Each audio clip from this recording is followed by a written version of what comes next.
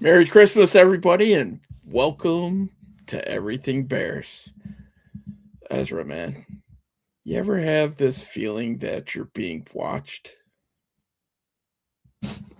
Oh, good gravy. Uh, I tell you what, man, Jax, he wants to see that opening right now.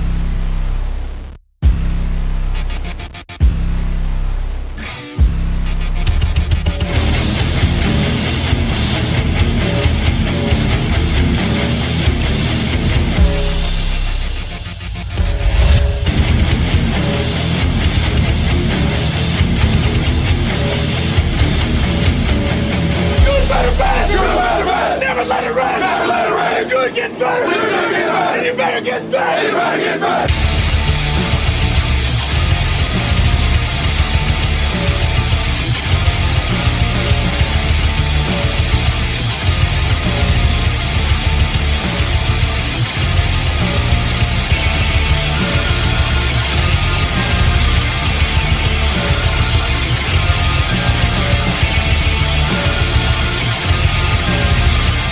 Hands on three. 1, 2, 3.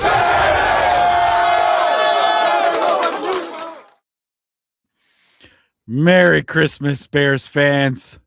Merry Christmas. And for this lovely holiday, we're still sitting on top of the North, baby. We're still on top of the North. How's everybody doing tonight?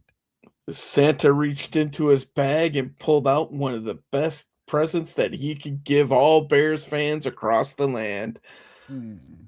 A big fat W against the rivals to the north. That's right. Green Bay Packers, you could suck it. Okay.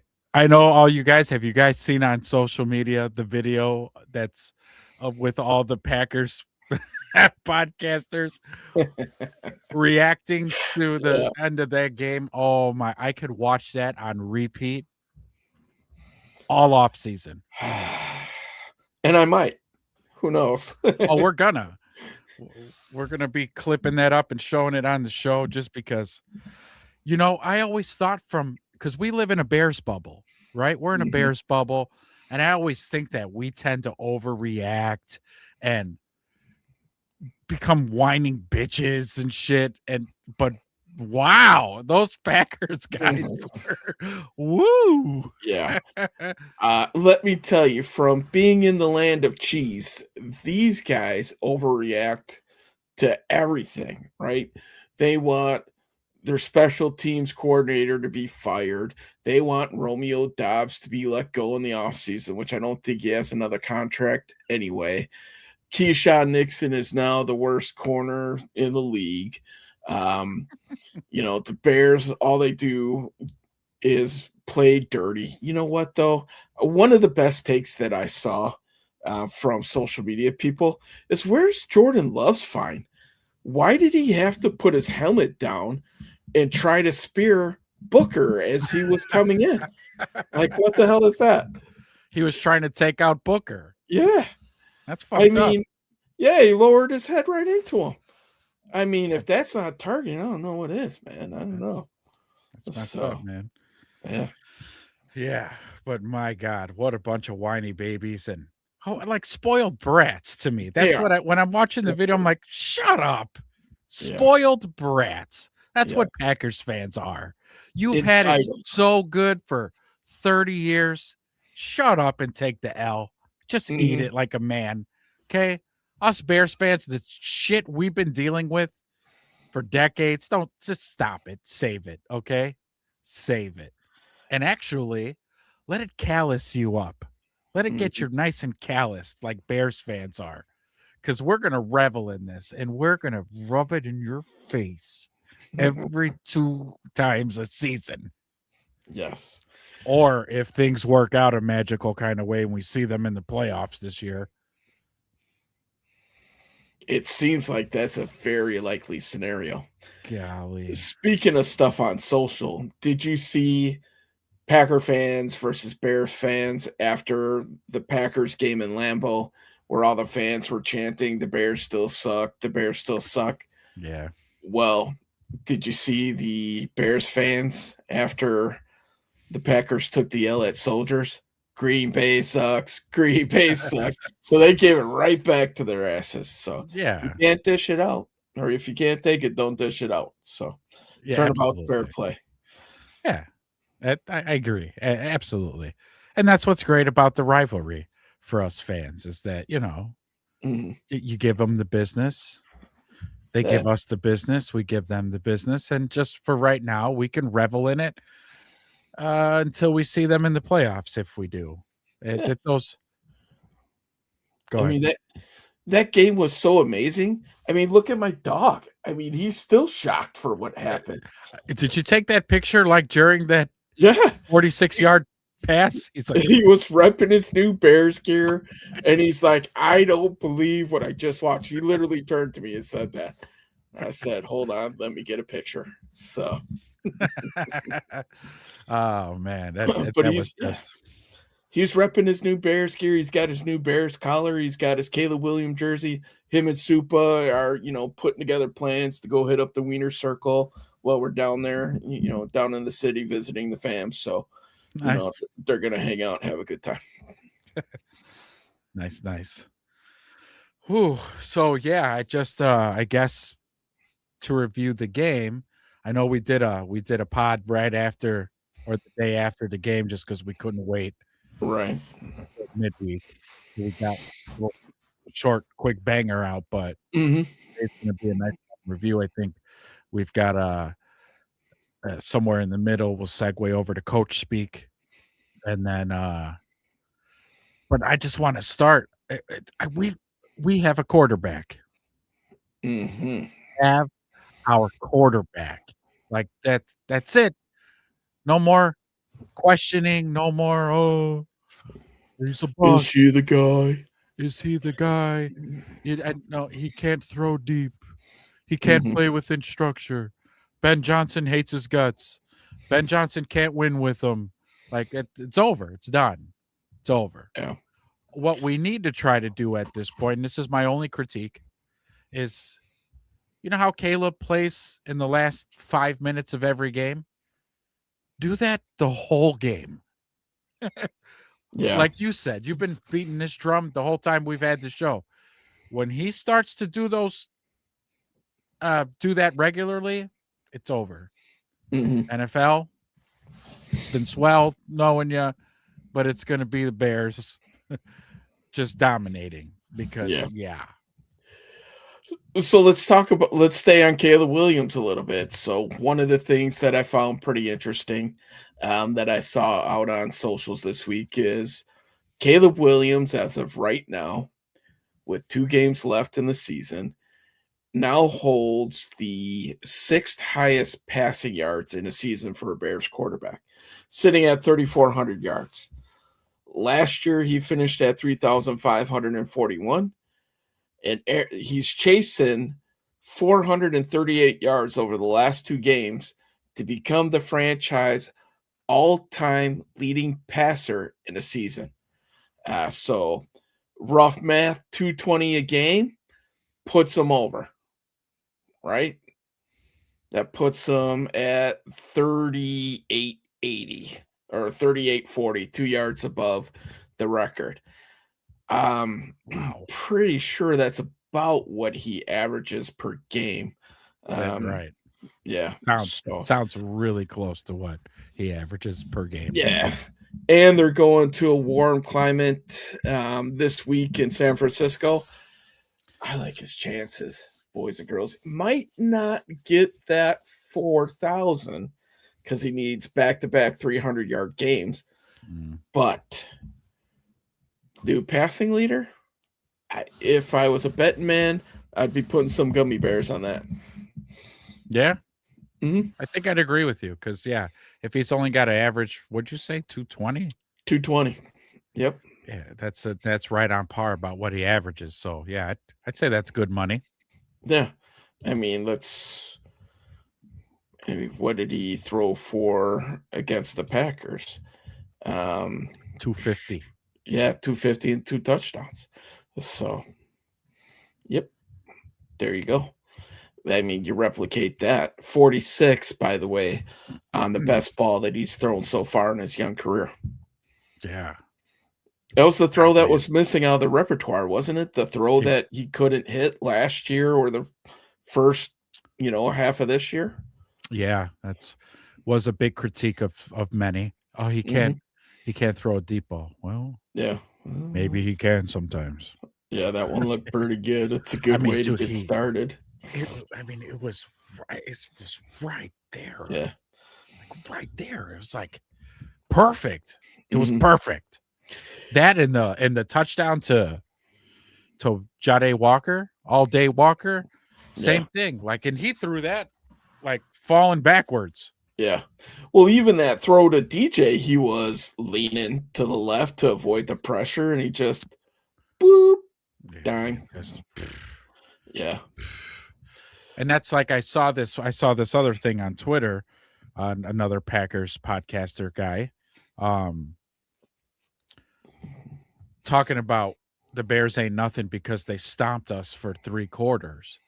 And I mean, I commented, of course, because I'm that guy, but too bad they don't end the game after 3 quarters. Yeah. Or 55 minutes in this case. Or 55 minutes. Yeah, sorry, you got to play all 60 minutes. Okay. Like, how long have you been watching football that you need to be told this? Like, what? The Bears ain't shit because we beat them for 3 quarters. Okay. Well, did you beat us for all 4 quarters and an overtime? No, you didn't. So I guess who's not shit now? Right. So let's talk about quarters a little bit, right? So I was reading one of my favorite articles on the Bears website is they're by the numbers. And one of my favorite ones off of it this week was 10, the number 10. I love 10. Any guesses what that might be? It has to do with something about points and quarters. So fill me in. All right. 10 points the Bears have permitted on their opponent's first possession this season. The fewest in the NFL. The only scores that they yielded touchdowns on the first drive was to the Lions in week 2 and the Bengals in week 9. Are you serious? Yeah, crazy, isn't it?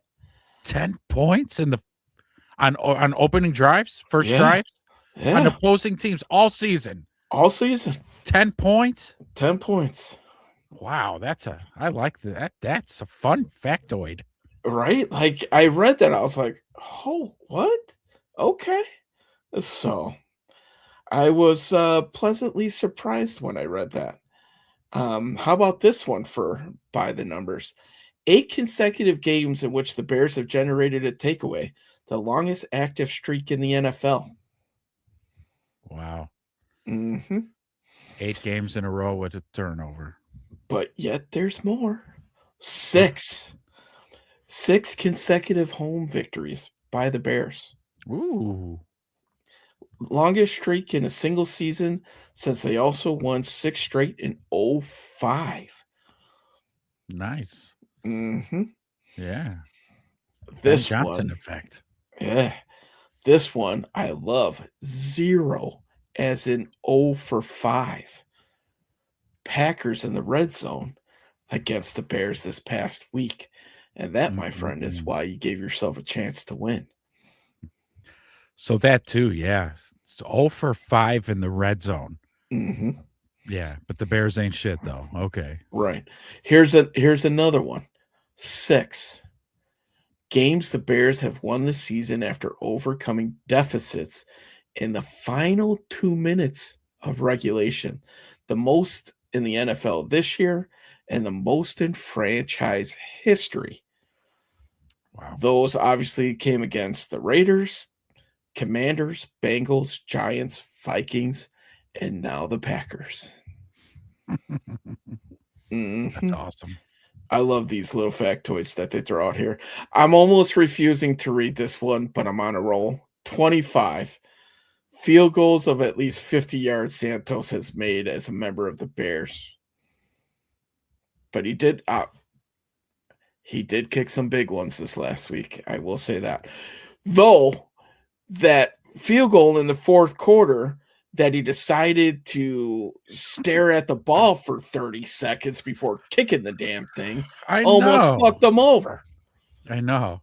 Like, did you hear Pat Manley break that down where, like, he said everybody was taking their sweet ass time. Yeah. Even the center, the ref was standing in front, straddling the ball, waiting for the center to kind of get set and get his hands on the ball. But he's looking behind him, waiting for Cairo to fucking take 2 steps to the left. Correct. Come on, dude. And it's like, dude, but like, it's kind of one of those things. In hindsight, of course, we have the power of hindsight at this point. But yeah, thank God he did, because if they would have gotten that field goal off, say with 2:01 left, we had to kick that off. And he probably wouldn't have kicked it out of the end zone anyway. So realistically, there's a plethora of things that could have gone wrong of us kicking that ball off. But because he took his sweet ass time, they lost the 2-minute warning, clock stoppage, and then we're like, okay, we got to onside it now. Yep. And we all know the rest from there. God, was it magical. It was, which leads into this next number, 84. Points the Bears have scored in the fourth quarter and overtime this season. The most by any NFL team. Yeah, that's a good one. How about this one? 22. Starts in which Williams has not thrown an INT in 2 seasons with the Bears. Only behind Jalen Hurts, who has 23 during that span. Williams has thrown 43 touchdown passes to 12 interceptions, a 3.6 to 1 TD to interception ratio, the highest by any quarterback with at least 500 attempts since 1970, and only behind Aaron Rodgers at 4.3. Yeah, Caleb he's played himself into some pretty good company. Yeah. When it comes to some stats, what is it? Did you say the 6 comeback wins so far this season? Yeah, 6 comeback wins. Mm-hmm. I forgot. Did we talk about the names that were on that list? It was So the 10 comeback wins. You had the Raiders, Commanders. You had the Vikings, the Packers. As I'm feverishly scrolling, the Giants. Yeah, the Giants were on there. Did I say the Bengals? I think the Bengals was the other one. The Bengals was one. Yeah. Raiders, 6. Commanders, Bengals, Giants, Vikings, Packers. Yeah, we got them all. Who were the only other quarterbacks to have 6 comebacks in a season? Does not say, so I do not have that handy.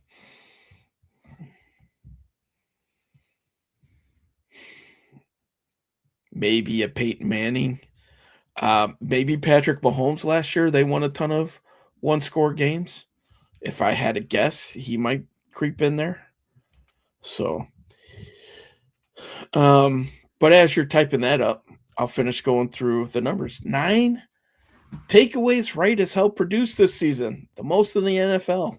He entered Saturday's night game tied for 2nd in the league with 5 picks, tied for 1st with 3 fumble recoveries.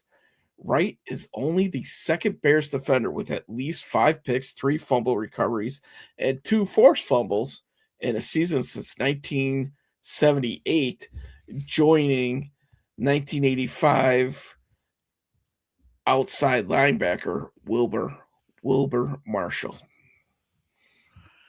Jeez. Yeah. Some pretty elite company there. Here's another good one. 24. Years since the Bears last rallied from a double-digit deficit in the final 2 minutes of regulation to win a game. Saturday night was the first occurrence since November 4th of 2001, when the Bears scored 2 touchdowns in the final 28 seconds of regulation and then beat the Browns 27-21 in overtime on Mike Brown's 16-yard interception return TD. I remember this game. Yeah. I remember this quite well. So, damn. Yeah. Just some awesome factoids in that. If you don't read that column weekly, It's under the Bears website under news, and then by the numbers. Awesome factoids in there. I love sharing those with you guys. So if you don't read it, don't worry, we'll bring it to you. I think Joniak read a couple of those to when he interviewed Ben Johnson. Ben Johnson, yeah, and they were like, and some were like bad, and Ben was like, "Yeah, I'm not particularly proud of those." Yeah. So let's talk. I guess while we're talking a little bit about Nahshon Wright, how do you feel about him getting stumped from the Pro Bowl? What a crock of shit, man. How the NFL leader in turnovers, for real? Hey, look, pretty sure he was Defensive Player of the Month, not just week for November. Yeah, correct. Yeah. There's that. And then that just goes to show and prove that the Pro Bowl voting is just it's a pageant contest. Okay, it's the popularity. Whose names do you know? And you get them in there. Like Cooper DeJean was in over him. I'm like, come on, man. Yeah, stop. I don't mind Cooper DeJean, but still. Now, Kevin Byard, in response to that, did have an interesting comment where he said that he told Nahshon that he got skunked pretty similar in a Pro Bowl one time. However, he made first team All-Pro. And that's really the one. That's the list you want to make. So maybe Nahshon by season's end makes that list and fuck the Pro Bowl. Oh, you're muted. The Pro Bowl right now is kind of a joke anyway, where it's a flag football. Yeah. I can't stand the Pro Bowl. I don't know what is. I'm hitting some button combination right now that I keep muting myself, man. I don't know what the hell's going on. So sorry, ladies and gentlemen out there. But anyway, yeah, whatever.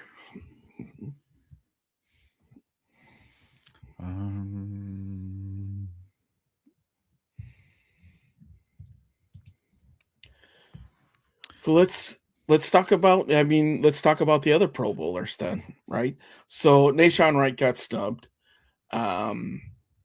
So we did have 3 that made it. Kevin Byard, which well deserved. I think we knew that he was going to be a Sherlock. Joe Thuney, I think we've been saying it all year. Consummate pro. Every week. Is he worth the 4th round draft pick or what? I feel like we stole that guy with a 4th. Like so solid. But the surprise of them all, you and I were talking about it a little bit before the show. Dahlman, the center. He made it. So those are your 3 Chicago Bear Pro Bowlers. Yeah, that was huge. But yeah, well deserved, by the way. Yeah. Yeah, you beat me to it because he's been playing really well. So yeah, and it's good to, for once again, as Bear fans, how long has it been since we've had such a good offensive line? It's been a long time. The old and Crooch days. Yeah. Seriously, yeah, no joke. And I get it. Those weren't that far off, but far enough. I mean, look at definitely far enough. Last year was so painful to watch. And that's when I really started watching film and stuff and looking at the offensive line. I can't tell you how many times that the center just got trucked. I mean, truck stick to where he snaps the ball and he's flying 3 yards backwards, skidding across the ground like something straight out of NFL blitz. Who was that? Was that Shelton? Yeah, I think so. He was so bad. Right guard, trash can. That whole offensive line was bad. Darnell Wright was our best offensive lineman. Yeah, by far. Jenkins. Yeah. But he was always hurt. So Fragile Fred Jenkins. Yeah. Yeah. Braxton Jones. Yeah, and then we had to deal with Braxton Jones for the last few years because he had been for the most part pretty available and still unable to anchor and stop a bull rush. So I am so glad we're past that. Yeah. So glad. Can you imagine him going against Myles Garrett in that Cleveland Browns game? God. he would have had the record for sure. Oh yeah. So Oh yeah. mhm. Yeah. Caleb might have not have finished that game. Yeah, probably not. I do have a feeling that Wright probably finished in the 4 slot for tackles. Speaking of offensive linemen, Penei Sewell, Tristan Wirfs, Trent Williams from the 49ers, 3 superb tackles. Yeah, I they have a awesome feeling that tackles. Wright might have been right outside of that top 3. So Good shit. That's good shit. Yeah.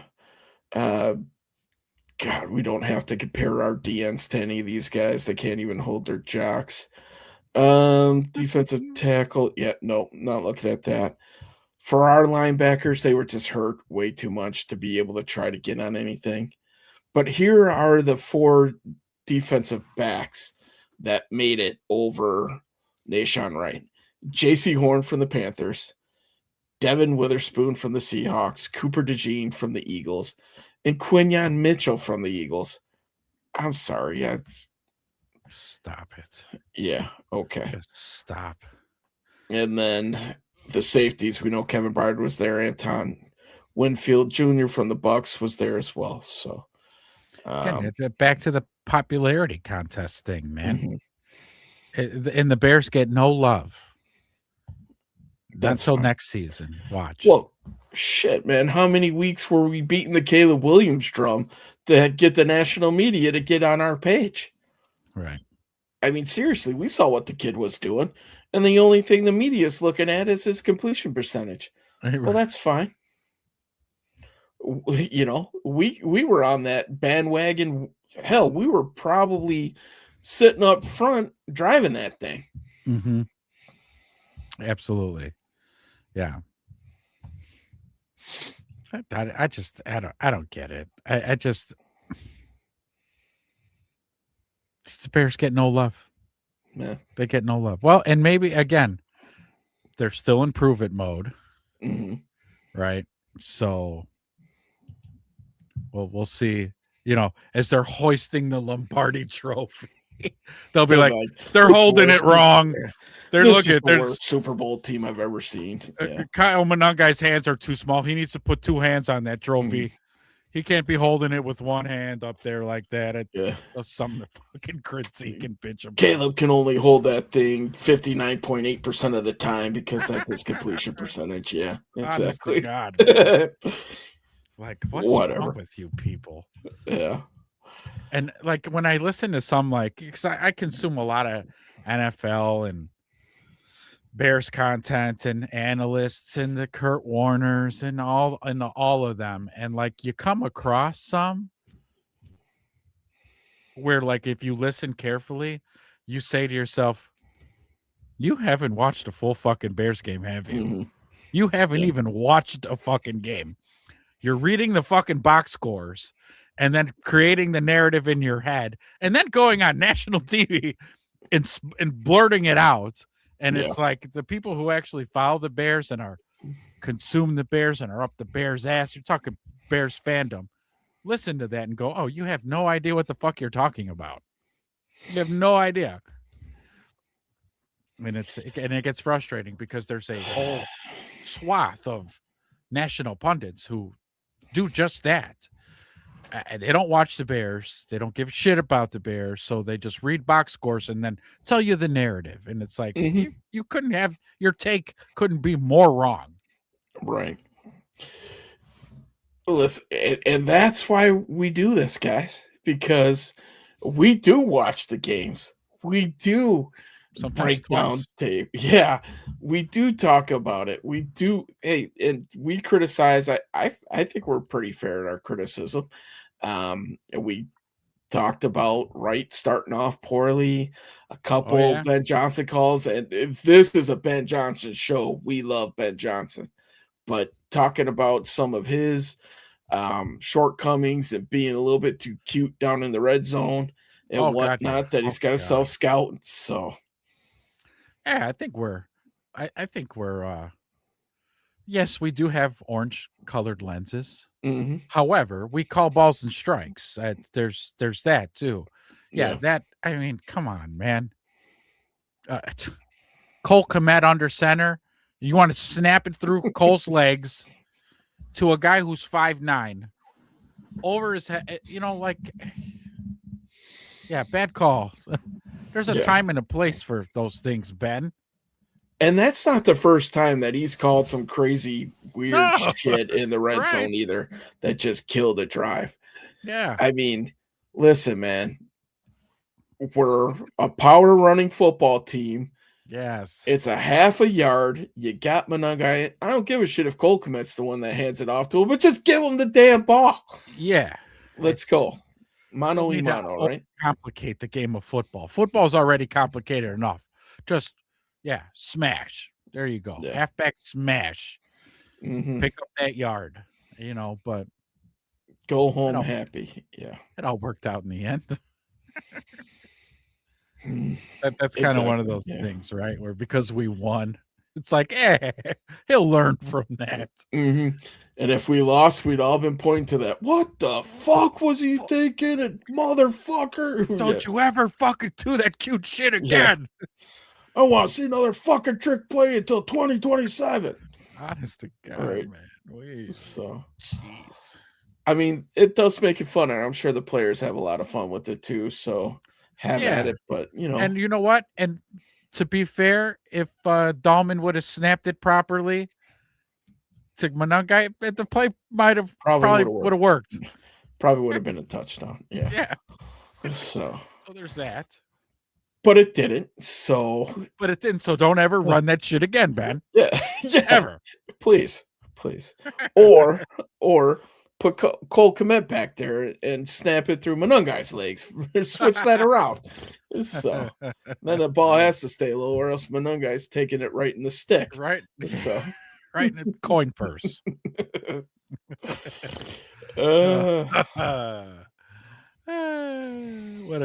What a great season, though. Look at us. We're having fun. There's only 2 games left of the season, and we're cracking up, making jokes, smiles on our faces. What a great time to be a Bears fan, man. Just we haven't talked about the draft once. Still, I don't know what's going on in college. I have no idea who's out there, who's available. You know why we don't give a shit? Because we're going to the playoffs. Yeah, we're too busy digesting all this content to get ready to talk about the Bears in the playoffs. Speaking of the Bears in the playoffs, obviously we all know that they clinched. Yeah. But thanks, Pittsburgh. Thank you, A-Raj. Thank you, Zebras, for maybe giving the unintentional assist to the Bears. We'll take it. I mean, if you're not going to call them on our game, they might as well call them in another game to benefit us. So we'll take that. Damn right. Damn Skippy. But the Bears magic number 1. So what do I mean by magic number? Any Bears win or a Packers loss means we're ordering NFC North championship hats. Nice. So yes. Either a Bears win or a Packers loss. NFC North champs, baby. Wow. Don't make it white. I hate white hats. Please, can you make it blue or orange? No white. Okay. Give us different colorways at least so we can decide. Yeah. I mean, if you make it blue, I'll even order a t-shirt. How about that? Let's change your mind a little bit. So if that's a thing, all right. So a Bears win or a Packers loss, does it have to be both? No. What if we lose to San Fran? As long as the Packers lose, we can lose 2 games, and as long as the Packers lose one of the 2 games, we're division champs. So any combination of a Bears win or a Packers loss, division champs. Like baseball, right? So if you think of magic numbers, if the magic number is 2, either any combination of wins or whoever is chasing you losses, there you go. So okay, I get it. let's talk about this little bit. I'm hoping. I don't know. Is Lamar playing? Or is Lamar out? So I'm pretty sure I heard that he was full practice already. He went out, he got kneed in the back, and um, as we're looking at this, I will pull up the Ravens website. I should have left it up if I was thinking, because Are they in any kind of hunt either? So they're going to be playing, right? For desperation mode? Yeah. So they didn't get eliminated. I'm pretty sure they're still in it, to where if they win out, and I think if the Steelers lose out, they're in. But let me double check that. So the Steelers are 9-6. So if they lose out, Steelers would be 9-8. Baltimore would be 9-8. And Pittsburgh's got the tiebreaker. They beat them twice, I'm pretty sure. So no, they can't win the division. But I think they're still alive at 9-8 for the last wild card. 1, 2, 3, 6, 7. Maybe not. They might have gotten eliminated. I think they did, as a matter of fact. Because I'm hoping that the Packers are so bloodied and bruised from the Bears' ass whooping, physical bludgeoning that they received from our beloved Chicago Bears, that they might be on their third string quarterback going into that game. And I would hope that Jim Harbaugh decides to call up his brother and say, hey, listen, I used to be a former Chicago Bear, so win this fucking game, will you? Yeah. Why not? Not to say that I think we could beat any team. Maybe except the Rams. No, I think we could beat the Rams. Fuck Carolina beat the Rams. Yeah, any given Sunday, we could take on any. Let me erase that shit. Kind of Bears fan of mine.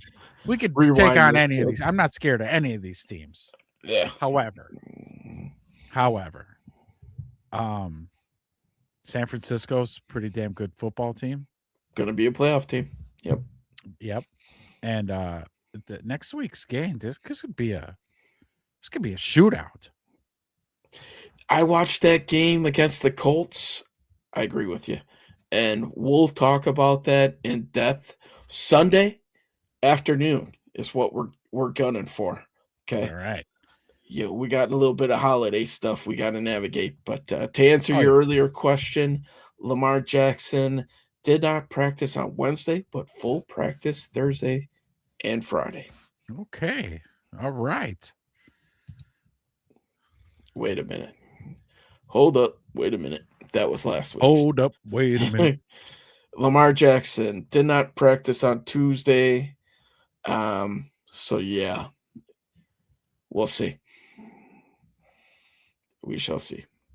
But from what I heard is they think that he is going to be able to go. If not, you might have a game of Snoop Huntley versus Malik Willis, or hey, Snoop punked our ass. Yeah. So, in case you're wondering, the Packers' emergency quarterbacks are Josh Jacobs. And Jaden Reed. So. Their fucking backup quarterback's a running back. Yeah, I'm trying. I don't know if the Packers. God, you guys are killing me. You guys are making me bring up the Packers. Well, so look at I also cross-referenced. The Baltimore Ravens are on the brink of elimination. They haven't been officially ruled out yet. They need to win out, and the Steelers need to lose out. Okay. So that's asking an awful lot. But they're still in it, so they might be playing with some passion and some desperation. Let's find their old depth chart for the Packers. Man. I don't think that they have a third quarterback. I don't even think they have one stashed on the practice squad. Hey, Rivers, are you done with Indy? Please. Go to Green Bay. My gosh, man. Talking about watching the Colts and the 49ers. Rivers, I give you all the credit in the world, dude. You're 3 years younger than me, or yeah, 3 years younger than me, and you're out there playing an NFL game. One, I want to know how the hell that guy passed the physical, because old P Riv looks like he's carrying a little bit of extra weight. It's not exactly at his former NFL weight, I'm guessing. That's what I said at his press conference. I was like, he looked like he just put down a case of beer. Yes. The other thing is, we thought Peyton Manning's arm was going at the end of his career. Yeah. No. His arm, he tried to throw a 30-plus yard pass. And all wow. Yeah. The only thing I could think of is like, why can't the Bears be playing this team next week? Because I think Byard would have like 6 interceptions off of this dude. Right. Like, it was literally, in like Super Tecmo Bowl when you throw it deep and it's just like, boom. That was all of his passes. I was taking his sweet ass time getting there. Yeah. Take your linebacker and run back there and get in front of him. Yeah. So, golly. Yeah. That's a shame. Yeah. It was painful, but yet, and I don't want to steal too much thunder from Sunday, he still scored 27 points on him. So, hey, so that's boding well for the Bears then. Mm-hmm. It's good. I think this is going to be a fun game, and I'm sure we'll kind of get into it. And then Sunday we'll kind of really kind of put it out there what we think is going to happen. But yeah, man, I mean, all the big names off of San Fran's defense. Alan Pena, what's up, bro? You made it. Thank you. Thanks for showing up. Appreciate you hanging out. Alan, you did picks, right? I think he started to, but then we didn't get all the way through it, so we kept rolling. He picked the Bears before he left, but yeah, we were right. You nailed that one. Yeah, Bears won, baby. FGB. Hey, where was that other guy that picked the Packers in our chat? Crypto something? Yeah. Crypto. Should have sold that shit, I guess, that day, huh? So now he ain't gonna show up to pay up. No. Show up, Crypto. Say something. Say something.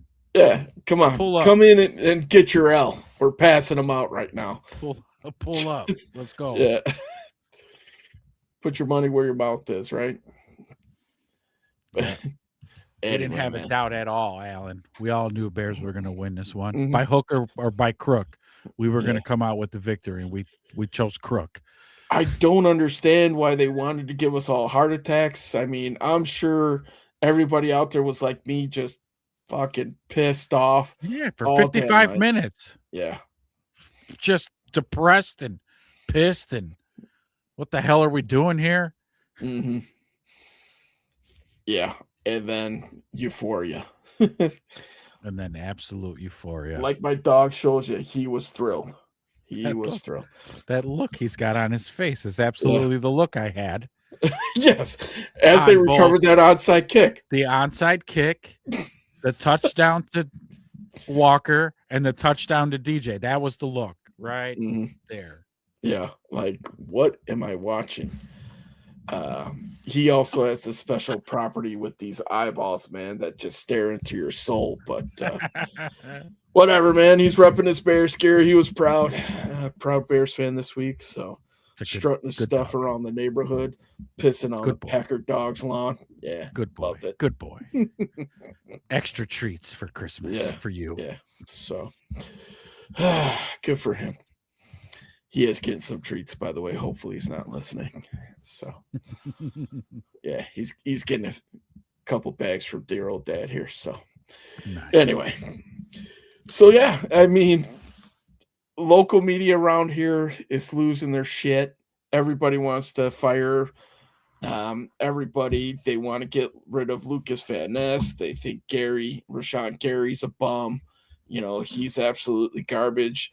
LaFleur could probably stay one more year, but if he doesn't turn this thing around, he needs to go. Yeah, it's absolutely ridiculous, man. Well, they're in for it for a while because we got Caleb and Ben Johnson for a nice long hot minute.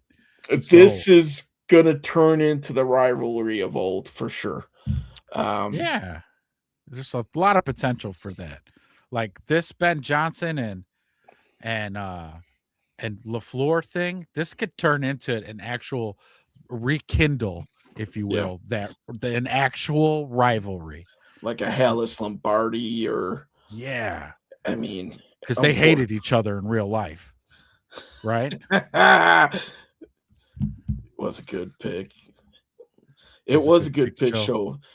I have the totals, and we did pretty good. You and I tied, by the way. So we tied. Yeah, we tied. But we did have a tiebreaker in there with the Myles Garrett breaking the sack record. So one of us got that right, one of us didn't. So, but we do that a little bit later in the show. You mean you and I picked different outcomes for the Myles Garrett sack record? Yeah. You thought he was going to break it on us? No. This was for last week against the Bills. Oh. Yeah. Oh, my bad. So, right. That was the kicker because, the Buffalo-Cleveland game was a layup.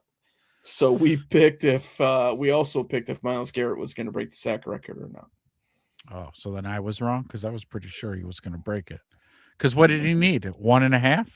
1.5, yeah. And he didn't get it? He got a half sack, I think. So he's one Come short. on. Yeah. Yep. So he's sitting on 22 right now. He's got 2 games to get one more. Golly. Get that damn record, Myles. What are you doing? Yeah. Come on, bro. Quit bullshitting. See who they're playing for their last 2 games. It'd be kind of interesting to see. But yeah, I don't know, man. It was a crazy week. We split the home and home, so it's going to be interesting. We're going to see one of these 3 teams that we just played in the playoffs at some point in time. We might see the Packers in the first round. We might see the 49ers in the second round. So that's going to make this really interesting. There's a lot of seeding things that are up in the air for the NFC. I don't really want to try to break that down because it's too many scenarios. Yeah. I think at this point, 5 out of the 7 teams have clinched a playoff spot, including the Bears. So they're in, man. They're in again. Yeah, that's, that was a big feat for us to do. Something that was not on my to-do list this inaugural season with Ben Johnson. But the fact that we're here, I love it. I think we all love it.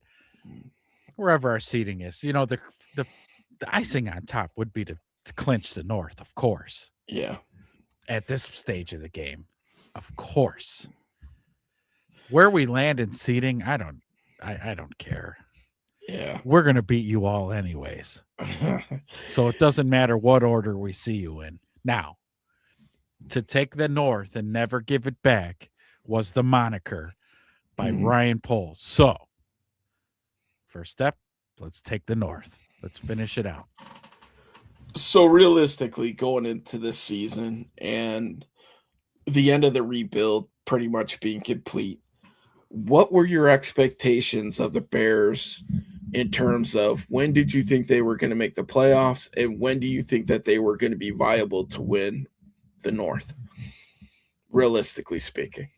I mean, I think we covered this early on in the season. And if I maintain my consistency, I not only gave him this season, I gave him all of next season and halfway through that third season. Yeah. before I'm going to start hitting the panic button on either Caleb or Ben. So like we are in my timeline, we're a year and a half ahead of schedule. Yeah.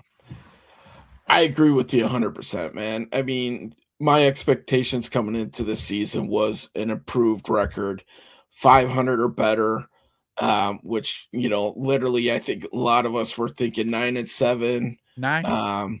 Yeah, was going to be, or excuse me, that's not even a real record anymore, is it? 10-7. Oh, it'd be 9 probably, and 8. Yeah, 9-8 for it.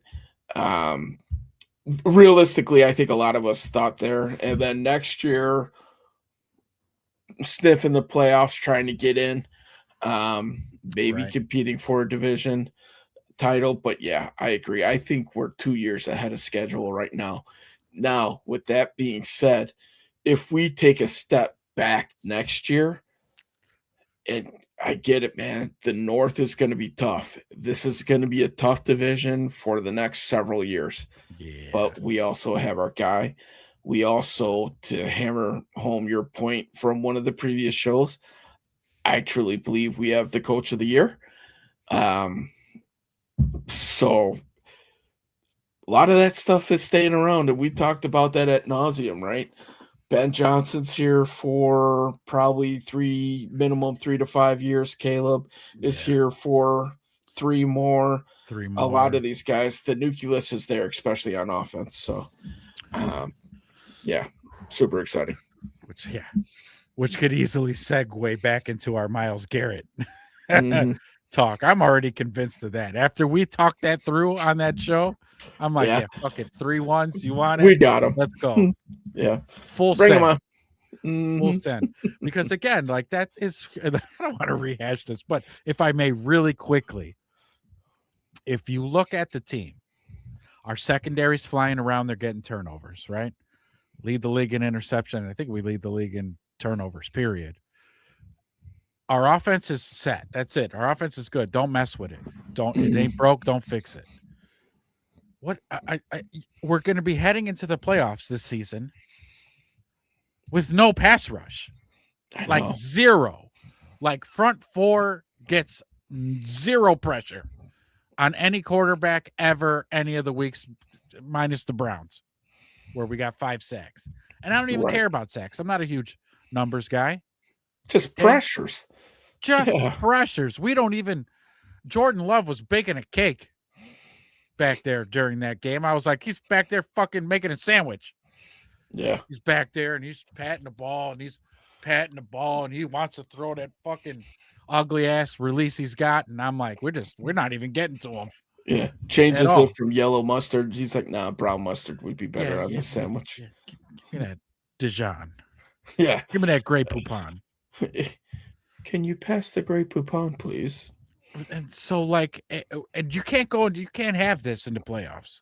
You can't, because these are, with these teams, the Rams, you're going to get diced up. Seattle, you're going to get diced up. We might see a little taste of it this next game if we can't get to Brock Purdy. Right. We could see if that's what might make this shit a shootout, because if they're putting touchdowns, this could be another Bengals game. Yeah, based off of what I saw, and again, I don't want to get too far into it, I agree with you 100%.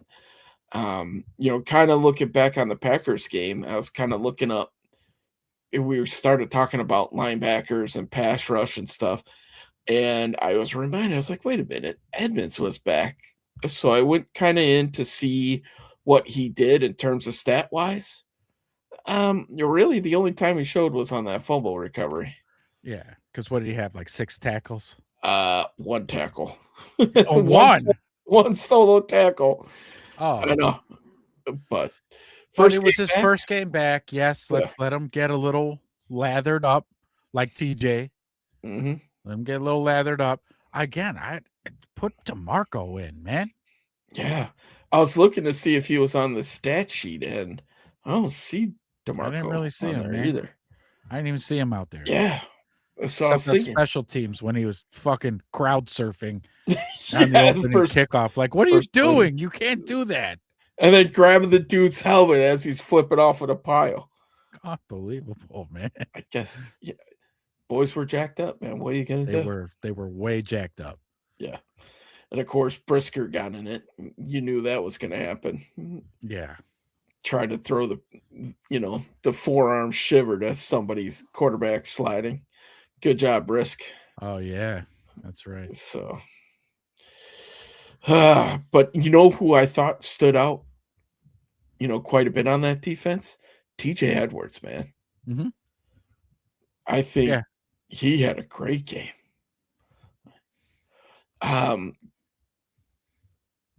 Grady Jarrett, I saw him flashing a little bit too, especially in the run game. So it's good to see that happening. We need more of that from him. If he's got to be the run stuffing guy, so be it. But yeah, because Billings is nowhere to be seen ever. That guy's. I'm done with him, man. Yeah, I'm done with most of this defensive line in general. So, yeah, but Dexter too, man. Big Dex, sexy Dex. Come on, man. You were supposed to look at it. You're huge, and you're young. What are you doing? The best thing about Dexter that I enjoy is his sack celebration where he gives you the thumbs up. Yeah, I do enjoy that. That's a good one. I like it too. If he could do that more. Yeah, we haven't seen that a whole lot. So yeah, but yeah, our front four is just they're just abysmal. Yeah, and we need to be spending all assets in the offseason on defensive line. Not even playing around. Like 3 number ones type of thing. Maybe 3 number ones for a record-breaking edge rusher. Or maybe the younger version of that. I'd go 2 1s for Crosby. For Crosby? If you want to be frugal, I guess. Yeah, I'll take Crosby. He completely wrecked our fucking game. Yeah, we'll see.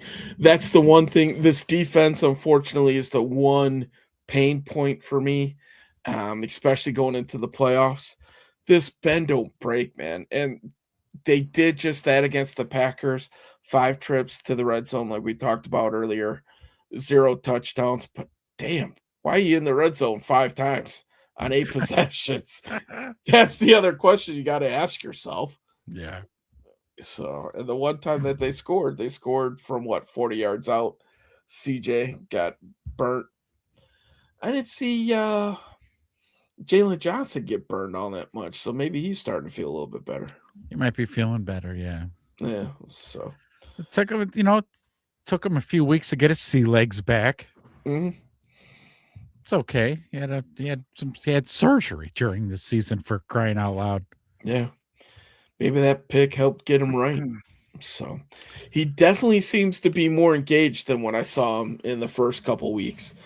Even in the locker room, you see it. So I'm glad to see, he's kind of carving out his spot again to where he needs to be a leader on this team. So yeah, he does. As much as he's getting paid. Yeah, better be a leader, Jalen. Yeah. For real. And he likes to talk a lot of shit. Well, back it up with your play and then talk all the shit you want. I don't care. But when you're getting dusted by, some dude named Bond on the Browns, yeah, you gotta keep it to yourself. Just settle down.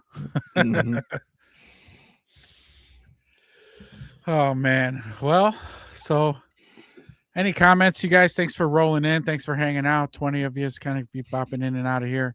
Leave a comment in the comment section as we roll out everybody's favorite segment of the show. Coach Speak. Coach Speak. I'm gonna make like a segue thing into this. But basically what we do on the show, if you're new here, is we watch the game, we watch the coach's press conference the day after a win or a loss. Okay. And we all know Coach Speak. If you're any kind of sports fan from any sport, Coach Speak. They give the politically correct answer. Well, what we do, because we've been football fans our entire lives is we like to read in between the lines, and then we'll translate actually what the coach meant to say. And a great little segment we call Coach Speak. Let me bring Ben in here really quick. Ben, where are you at? Paging Ben Johnson. Ben Johnson to the stage, please. Oh, hey, Ben. Sorry. There we go. There it is. So we're all set up for Coach Speak. There we go. Ben's good to go. Joining us live via Zoom. All right. Yeah, tape showed kind of how I felt right after the game. All three phases came through for us when we needed it, and made some major plays and helped us earn that victory. And so, so I rewatched the tape, and it was what we thought. At the 55 minutes of just garbage, shit. 55 minutes, all three phases, nothing. Nobody did shit. And then finally, with the last 5 minutes of the game, all three phases. Yeah. That was fantastic to see. And yet there's still a number of things that we can clean up and get better at. And that's the encouraging thing going forward as well. But really. Yeah. How come our defense gets torched by the second string quarterback, no matter who it is, whether it's Willis or Flacco or Snoop? I mean, what the hell is this bullshit? Proud of all the guys, players and coaches, being able to come through like that and, carry that momentum hopefully into these next two games and finish this season strong for us. So, because these next two games are going to be real ball busters. And if the guys don't step up like they should, give us a whole 60 minutes of football, we're going to be pulling these out of our ass the next 2 weeks into the playoffs.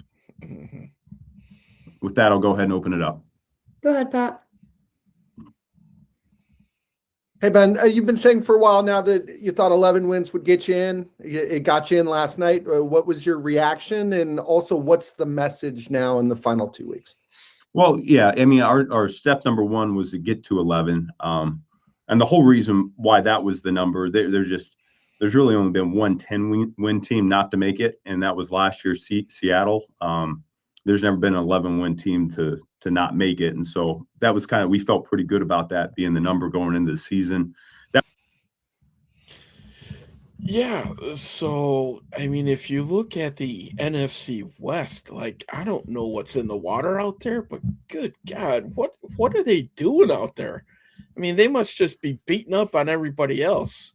So it's time for the North to go in and show them what's up. You know what I'm saying? That was step one. Step two is we want to win this division. We want to have at least one home playoff game. And then step three would be clinching number one seed. So there's a lot of things still out there to play for. Our guys know that.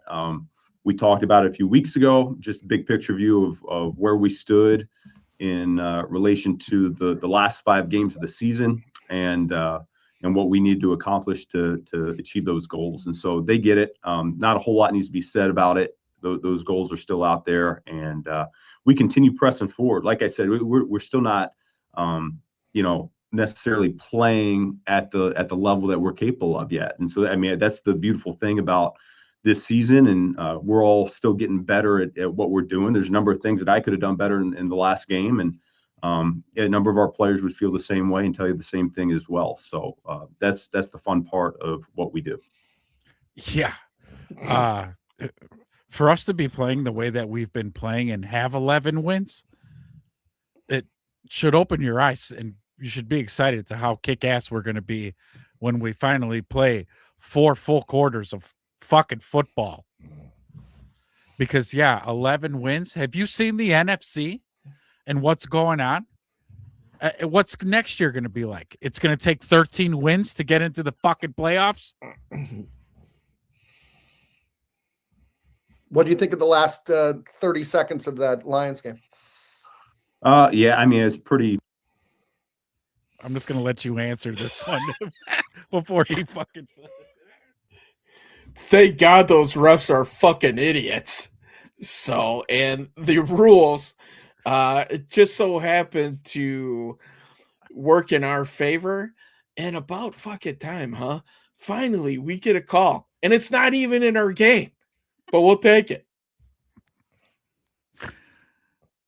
Pretty wild to watch that one unfold. You know, it goes from Pittsburgh missing the field goal to Detroit taking it all the way down there and having a chance. And, you know, it's that's this league, right? I mean, that's what makes it so much fun to watch, and kind of opens your eyes as to what the missing element was in Detroit, huh? You can't run trick plays without me. Mm-hmm. So stop trying. Huh? Can't even say you did it better this week, though. I'm just saying. Oh. And you know, I know it's a tough way for them to go out at home, and I feel for a number of those guys. I'm still fairly close with a number of them, and yet that's how this game goes sometimes. Yeah, do you see all those memes with Dan Campbell looking mean mugging the camera, saying the Packers couldn't even take care of business? Well, turns out he couldn't take care of it himself either. So don't be, throwing shade at us for, beating the Packers here. Handle your own business, Dan. Dan? Ben, the sequence preceding the 2-minute warning on Saturday night, I was curious your assessment of kind of the conversations, the process, the operation of everything that led up to that. Yeah, I was swearing an awful lot. I think I might have told multiple people to shut the fuck up that night. And I was like, my heart rate was well over 200. Yeah, we got the ball back, and I can't remember how much time there was, but down by 10 and called around 5 minutes and a couple timeouts left. And, we understood how quickly we needed to score. And ideally, when you're down by 10 like that, the simple thing is, hey, we can get the field goal and then the touchdown. But in all reality, you want to get that touchdown on the first possession as often as you possibly can. It's just, when you look at these around the league over the course of 10 plus years, it's your chances of scoring a touchdown are a lot easier on the first possession than the second possession. And so that's the intent going into it. I think we operated fairly quickly, but yet the number for us, we really want to score before a certain threshold. We didn't quite hit that, so we knew at one point we're going to have to end up going with the onside kick and hope for a recovery there. What I'm not pleased with is I think it was 2:44 left, and I think we could have handled that third down into fourth down better as both an offense and a special teams unit. And yeah. Who knew that Cairo Santos would be distracted by a butterfly flying in front of his fucking face to the point where he can't take 2 steps to his left to kick this fucking thing in time so that we have enough time on the right side of the 2-minute warning. So because he was distracted, whether it be that butterfly or the beautiful blonde with the voluptuous figure in the second row, I don't know. But, yeah, fucking Cairo Santos. He's lucky he made some field goals before then, because I literally would have punched him in the fucking face as he was coming off the field. that's on me. That 100% falls on me. I got to do a better job coaching that with all the players involved, all the coaches involved. And I think we'll be better for that going forward. What needs to go smoother in that sequence? Well, yeah. I just fucking told you. Cairo. That's what needs to go fucking smoother. Okay? Again. Butterflies and big-breasted women. Okay? Cairo needs to be more smooth. I mean, I don't want to put our field goal unit in that situation to start with the clock running like that. So ideally, that third down throw is either past the sticks or it's clearly going to be out of bounds, to where we're not having a running clock and we're forcing our field goal unit out there. And then I can do a better job communicating that we need to kick that thing as quickly as we possibly can. With that being said, they're getting the K-ball in there. At one point, that thing was fumbling around on the ground, and the umpire stood over the ball for a longer period of time than I had hoped for. And so we weren't able to get the kickoff nearly as quickly as I had kind of foreseen in my head. And so a number of things happened there. Yeah, basically, I'm feeding you a complete line of bullshit. This was all on Cairo Santos. Again, punch in the face. I really wanted to put one of these right in the old suck hole. Courtney? Ben, how much are you acknowledging the postseason with the team now that you've clinched the playoff berth? We'll briefly just, hey, that's step number one, just like I talked about with you. And like I said, I need to rewind that because I don't listen. I don't hear women very well. Can you ask that question again, Courtney? I don't know what you just asked. Hey, that's step number one, just like I talked about with you. And like I said, there's a million things that we got to continue to work on, and we're still playing meaningful football right here and right now. And so, I felt that crowd, and I was, like I said, there's a million. Ben, how much are you acknowledging the postseason with the team now that you've clinched the playoff berth? We'll briefly just. 0, stupid. You know why? Because we've got San Francisco coming up this week. Do you know how good San Francisco is? Do you think I'm really sitting around my office pondering about the fucking playoffs? Playoffs? When we're 2-3 weeks out? Next question. Hey, that's step number one, just like I talked about with you. And like I said, there's a million things that we got to continue to work on, and we're still playing meaningful football right here and right now. And so, right.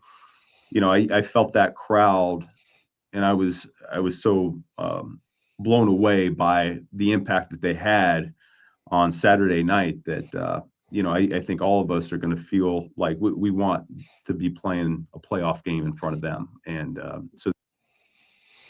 Yeah, if you remember, Courtney, when the game started off with the Packers suck chant and everybody heard it clear as day, I literally had to turn around because I was laughing my ass off. The crowd was full throat that day, and we needed them, man. We called them out, and they delivered. The fourth phase is alive. That they can have that same impact there. So that's really going to be our focus. Is we got to win this division to earn that right to play a home playoff game, and we have a chance to do that here over the next couple of games. And you mentioned on Saturday not wanting to expose Jade to waivers, have somebody else claim him. Like during the process of OTA's training camp, like when did you know he was like a legitimately serious candidate to make the 53? Well, yeah, I mean, you're intrigued when you acquire him by the size and speed combination, and he ended up being, mentally really, really sharp, and so he's able to pick up the offense quicker than I think some rookies usually do, and that's encouraging. He's a willing participant in special teams and blocking, and so that raises his value right then and there. And so, I wasn't sure, what's he going to become in this league? That's still a little bit unknown. I think he's got a really high ceiling, and he's got a chance to really develop into an excellent receiver. And yeah, did you see his tape from preseason? That's how I knew. The kid was blocking, catching. He knew all the routes. He knew the plays we were calling. That's how you make the team, Courtney. That's how I know who I'm going to keep around on the roster. Then did you hear his story later on when he talked about the OTAs? The kid didn't have any place to live when we signed him. So before he found a place to live, he was crashing over at Caleb's house. Caleb was like, "You can crash at my place." And then Caleb's calling him up on the slide, being like, "Hey, what you doing right now?" "Oh, nothing. Meet me at the bubble." That's the practice facility. That's outside. So they can do what? So they can work on routes. This was after a game. Caleb called Jade Walker. He didn't call DJ. He didn't call Luther. He didn't call Cole. He called all day Walker. That's how I knew I wanted to keep him. And be a meaningful player for a long time. And so I think Ryan felt the same way. We all did as a staff. And it was just when you find guys like that, you don't want to lose them, particularly after you invest all that time and energy into getting them game ready, like he's been really all year long. Bill? Thank you, Ben. I know during the post game you mentioned the penalties. There were 10, and I wanted to know what you attributed those to. Maybe some were some of the guys being amped up. Amped up. This is Bears Packers, man. Come on. This isn't Bears Browns. This is Bears Packers. Think about all the dirty hits in the series. Jim McMahon. Hell, we saw one against DJ. We saw the one that Love speared Austin Booker as he was coming in. Amped up. You're damn right we were amped up. Hey, listen, man. Between you and me, I'm okay with a few roughing penalties in the beginning just to kind of set the tone. Set the tone here, boys. Let's go. So, I was okay with that. Now, some of these other ones, these pre-snap ones, those are coming back. So, looks like I'm going to have to dish out the beatings again until those stop. Next. Yeah, I think that might have had something to do with it. And, we talked about you get in these big games and you can get a little bit emotional because it's a division rival and you want to make an impact. And we don't want to shy away from that. We want to play aggressive and we want to be a very physical team, but at the same time, we can't hurt the team. And that happened a number of times, and it's not okay. Those 15-yard penalties, they really add up. I think we ended up having 4 of them on the game. And, I talk about Booker's, against Jordan Love, and that's 100% a flag. On Jordan Love for spearing Austin Booker as he's trying to go in and make a tackle. Jordan Love just lowers his head to ram it into him. I don't know how that was a flag on us. That's some cheap shot bullshit. We're going to remember that if we see the Packers again. Where he ends up getting concussed, and it's not what anybody wants. All right. But at the same time, that one is a more difficult one to coach just from a technique perspective, because we're trying to go after the quarterback and it's a bang, bang play like that. All the other 15-yarders, as far as I'm concerned, those are all preventable and at times egregious. We can't do that. Listen, I get it. You listen to all these bitch-ass Packer fans complaining on how we're dirty and how we take cheap shots and everything else. Well, listen, man. Look at all the cheap shots that the Packers took. Huh? Well, if you can't dish it out, or if you can't take it, don't dish it out. That's what I'm saying. So you better have your head on a swivel, especially if we meet in the playoffs. Just saying.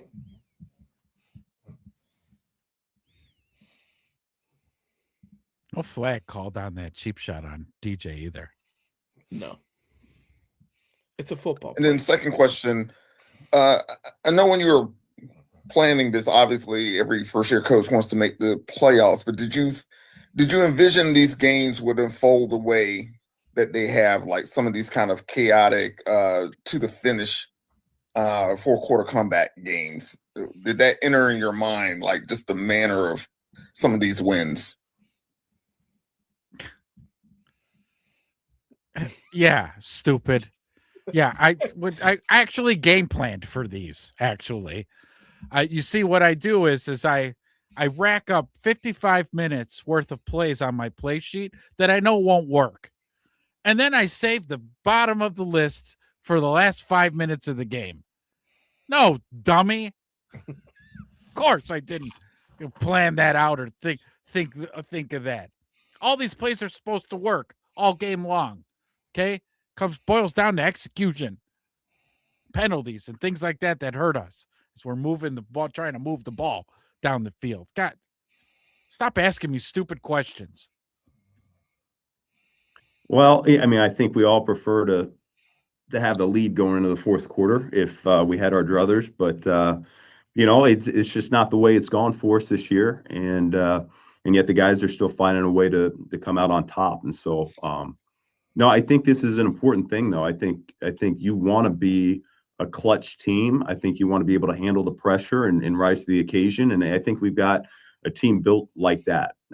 There's guys on offense, defense, and special teams that they rise up and they play their best on the biggest stage and in the biggest moments. And listen, man, you know how expensive home defibrillators are?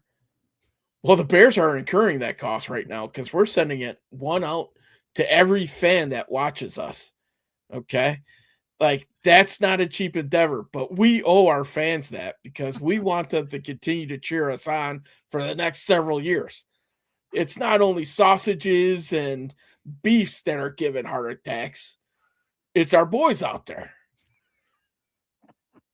Home defibrillators. They're great. The McCaskies own home defibrillator company. That's how we're building the stadium.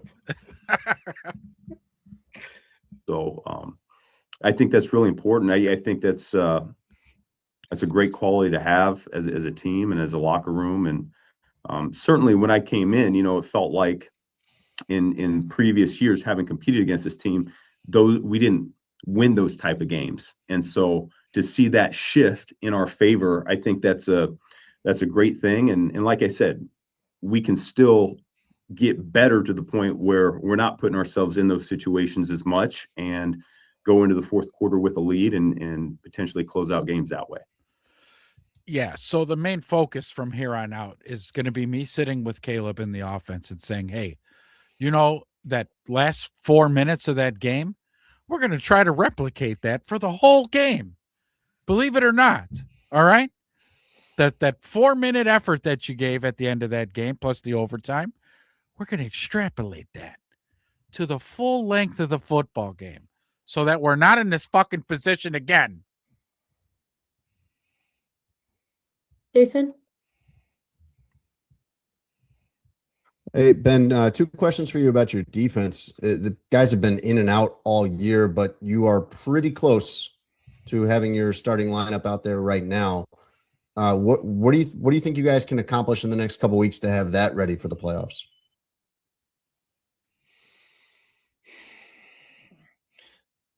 Are you baiting me to give you an update on Kyler Gordon? Is that what this is? Yeah, we are getting healthier. One big piece missing. Kyler Gordon. Yeah, he might be back for the playoffs. At least the pregame of a playoff. But we'll see. Evans, he's back. TJ, he's back. JJ, he's back. So yeah. Now if only we had some mysterious pass rusher on IR that was coming back, that'd be great. But we don't. So now we get to pretend like Kyler Gordon coming back is going to be a big thing. And I get it. You guys are all done with Kyler Gordon. So am I. Yeah, no, I think I agree with you. I think we are getting healthier and healthier. It was good to get Tremaine back. He was knocking off just a little bit of rust. Jalen keeps getting better each week. Grady's a guy that has played some really good football over the last month. He keeps ascending, and he's coming off a minor injury there earlier in the season. And so, no, you do feel the health starting to return to us. It'd be great to get Kyler back potentially in the postseason as well. There's a number of players that that I think can really help us down the stretch. And so, yeah, it's great that everybody's getting healthy and coming back. Everybody's getting their sea legs back and all this good stuff. But, you know, without a pass rush, it doesn't really fucking help much. So until those 4 fucking down linemen on defense start moving their fucking ass and producing pressure, it's great. Great. Yeah. No, we're getting healthier though. Thank you. Thanks for bringing that up. Yeah.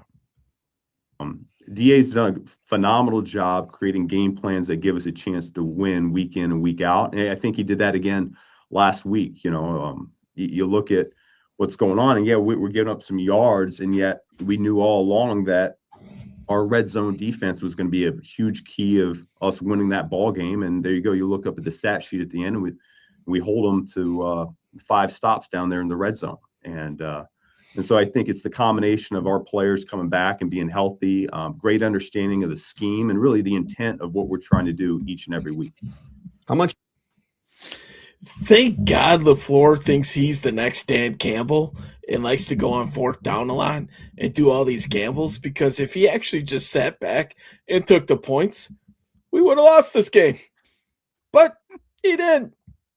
And then we pump rolled them in the last 5 minutes. It was bad. It was glorious.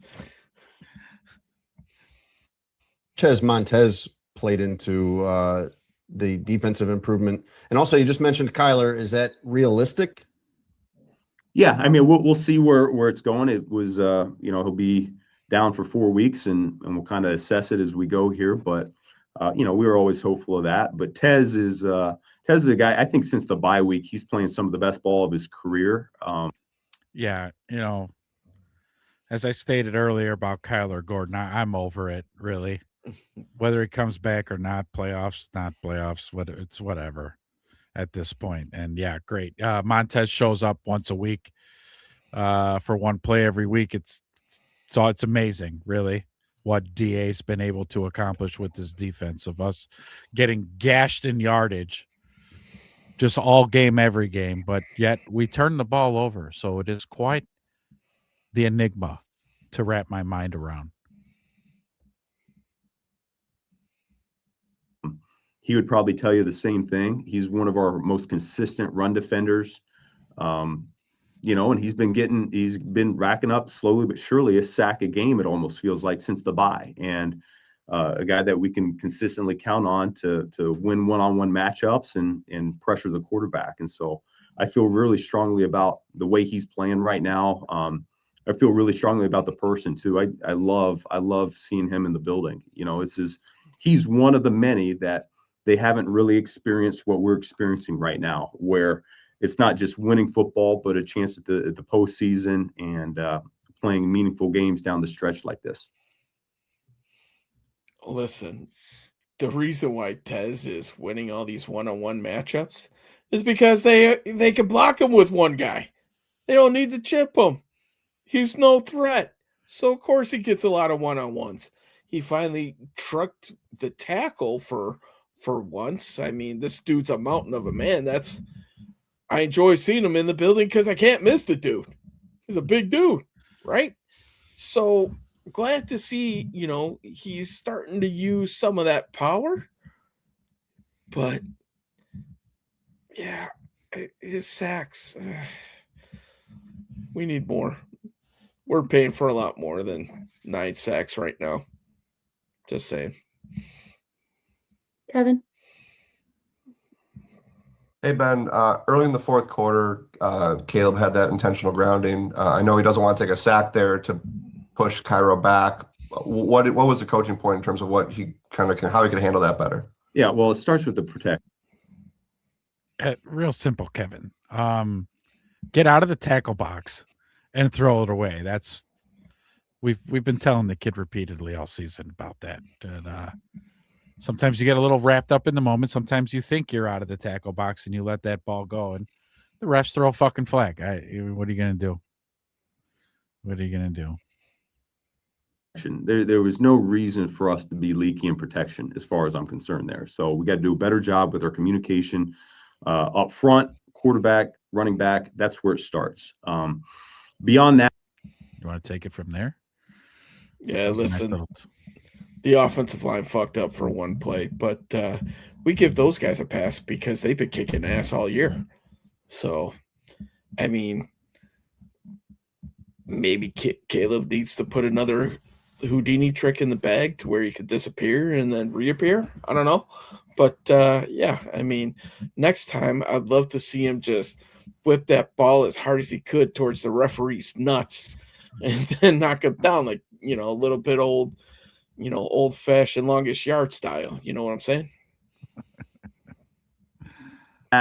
we had an outbreaking route to OZ, and Caleb was under the impression that as long as we have a receiver outside of the numbers, we can throw that ball out of bounds and they'll deem him within the vicinity. The official on the sideline did not feel like OZ was outside of the numbers when we were throwing that ball. So, yeah, we don't want that to happen. And certainly in weather like that, every 5.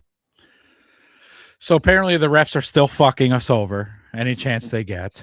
It's not enough that we have to game plan for the opposing team, our opponent, but we also need to play such a clean game so that we don't have to battle with the fucking refs, because apparently he didn't think OZ was in the vicinity enough and threw the flag for intentional grounding. I don't know what else to do with these fucking refs. 5 or 10 yards makes a major difference in terms of us being able to hit that field goal. And so don't want those. Number of things we can do better there. And thank goodness we have Cairo. And then kind of on the topic of the Packers, if they got a free runner every once in a while through there, the play to Jade, the touchdown, when you went back and watched it, what did you like about just the way that Caleb was able to adjust, saw what was coming and know kind of where to go, considering how that had gone all game? Yeah, some of the early criticisms and some of the throws in the beginning of the year, he would have thrown that 3 rows deep into the stands, but the kid's starting to get it. Watch out. He's starting to make those throws. The NFL, like I said before, you are officially put on notice. Yeah, I mean, I think I said it after the game. Third down, he gave us cover 0, and I wasn't sure if he was going to do it again or not. He did it again on 4th down, and Caleb was ready for it. He drifted away from the unblocked player. When teams go cover 0, what that means is they're going to bring one more than you have in pass pro, and so there was going to be a free runner, and Caleb recognized it, drifted away from it, and went to our cover 0 answer on that play. That's on Adam. Hey, Ben, 2 questions for you here. When you went back and looked at the onside kick, what did you like about the execution and the effort just across the board, especially with your coverage guys there? And then with everything that Josh Blackwell does for you on special teams, like how would you just describe his value and his place in your success as a team overall? Yeah. Yeah, the execution of the onside kick was amazing. Romeo Dobbs was dilly-dallying with the ball. He's a receiver and he's on a hands team. But guess what, Romeo? You're not catching a ball. You just need to secure it and fall down, buddy. So thanks. Thanks for fumbling around with the ball while Noah Sewell cracked your ass and put all his weight on you. And then the team populated the ball, came up with the ball. It was perfect execution. Well, I think with the onside kick, I think you got to start with Coach Hightower. He does a phenomenal job each week drilling that play and making sure we're prepared. And so all of our guys were dialed in. They knew what we're doing. Cairo had an excellent kick. He made it very difficult on their side. And, we came through. I thought we executed at a really high level. And like you said, Blackwell was able to recover it. Was talking as a staff yesterday, just, man, what does Blackwell, what does he look like relative to the league? We feel like he's one of the best special teams players in the NFL right now. Yeah, listen, after 11 weeks, I was getting ready to fire Hightower's ass because our special teams sucked. So he got the message, and he pulls off this onside kick. It totally redeems himself. He's safe for the rest of the season. That I know. But yeah, short leash here. Short leash. Yeah. Blackwell saving Hightower's job currently. And how Blackwell got shunned from the Pro Bowl. Again, it's a popularity contest and everybody hates the Bears. Right now, whether he gets that recognition or not, publicly, I don't know, but yet we think he's an invaluable piece of our success as a team, our special teams unit as a whole. He's really found quite a niche there. And he got fucking shunned.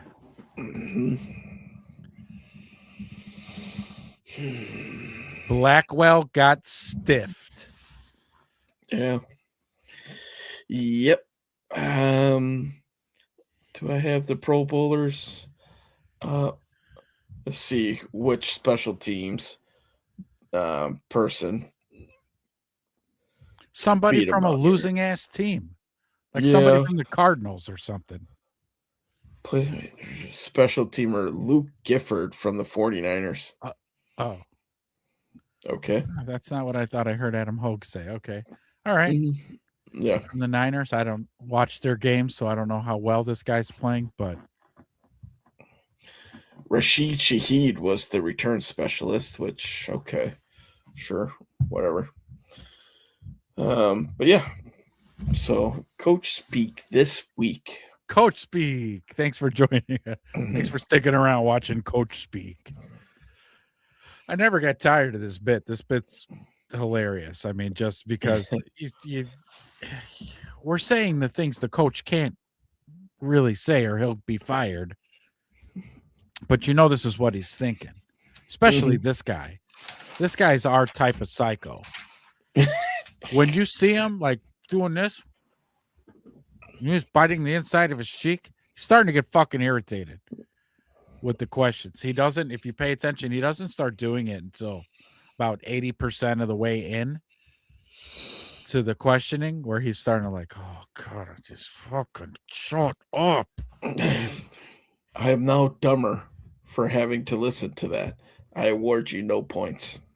You know, and that too, like, I mean, I respect all our journalists and we're poking fun. But sometimes they get asked the dumbest questions sometimes. Yeah.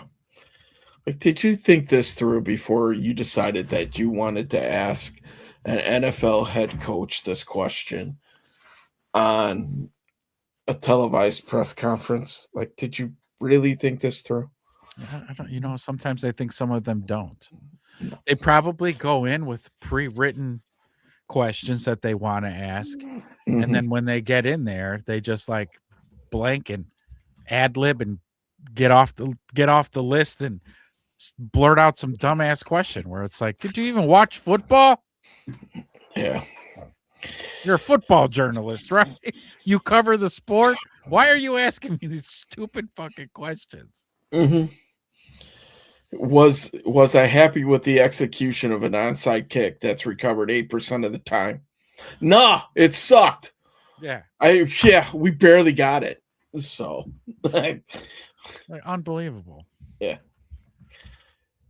So what do you say? Should we recap our trip around the NFL?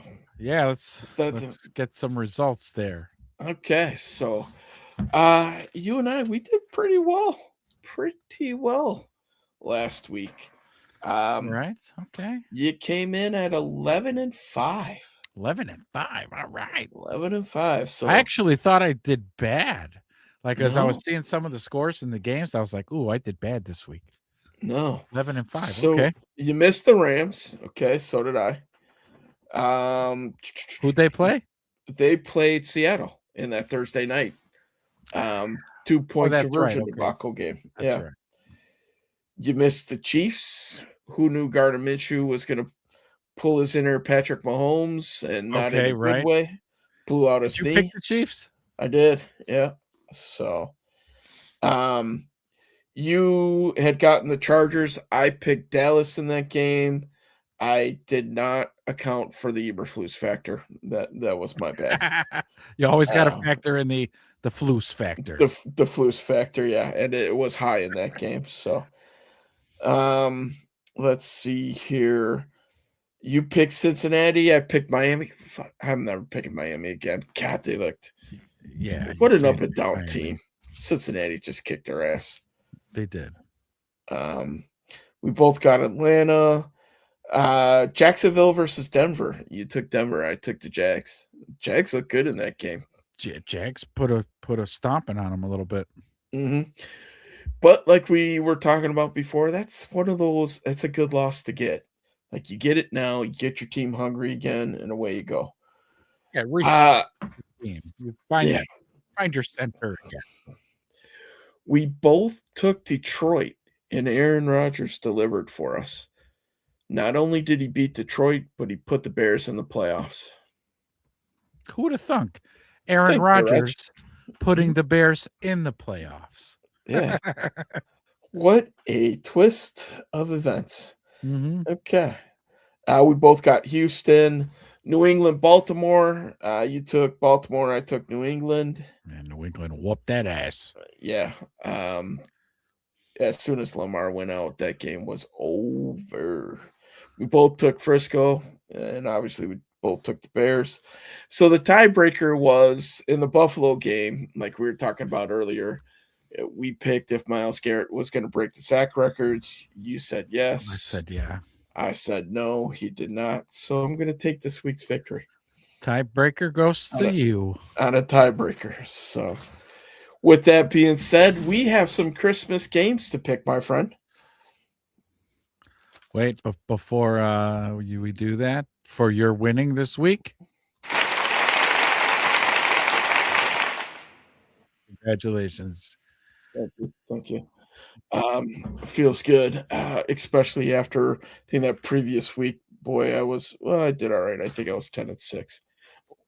We beat the celebrity guest picker. That was the important thing. Christopher. Chris, huh? Yeah, he was the celebrity picker. How did he finish? What did he finish with? Well, 2 weeks ago when we got the full slate of picks, you were 12-4, Christopher was 9-7, and I was 10-6. So yeah. Last week we didn't really get a celebrity picker, so let's just head to head there. So all right, on to Christmas. So what are we doing? Yeah, we're doing a few pick'ems right now. Yeah, we got to get these we got a couple Saturday games we got to pick right now too, because by the time we're on the air, these games will already have been done. Okay. So, and does anybody out there? There's 20 of you in the chat. 20 of you watching. Do any of you guys want to guest pick along with us? Sorry, we don't have any prizes yet until we come up with the Everything Bears. We're going to pretty much have to pick every game except for the Bears and the Monday Nighter, because by the time we're on the air, all those games are going to be kicked off. Ew. So, yeah. All right. We can do this. Alan, we got 15 minutes left. Here we go. If you're still on, get your picks ready, buddy. All right. So let's start. First game on Christmas at noon. Dallas and Washington. Jeez. Oh, God. Yeah. Oh, God. Like Christmas, I don't think I'm watching any football on Christmas. Let's put it like that. What a shame, right? Yeah. All right. Wow. Washington Dallas. With Mariota, or Dallas with the Flus?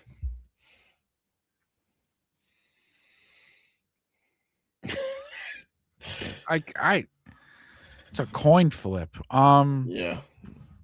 You know what? Fuck it. In honor of one of our loyal listeners, Christopher, I'm going with Dallas. I am going with Dallas as well. They suck a little bit less than Washington. God, they're both terrible, though. Yeah. Alan, if you're on, throw your pick in the comments. Let's go. All right. Second game on Christmas. Another The scary thing is that this is probably the best game of Christmas Day. 8-7 Detroit at 7-8 Minnesota. Minnesota has been eliminated. Detroit has to win out and get a lot of help.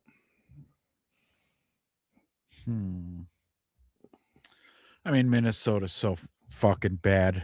I don't know though. They've shocked us the last couple games, right? Where but it's Detroit. Yeah, Minnesota. Well, they beat the Giants, but I mean that's not saying a whole lot. Yeah. Detroit. It's Detroit. You can't. Nah, I am going to pick Detroit because they're in desperation mode and they're just a better football team. Minnesota sucks. Last game of Christmas. This would have been a good game, but unfortunately it no longer is. 12-3 Denver at 6-9 Kansas City. Ooh. KC's on the third string quarterback, so yeah.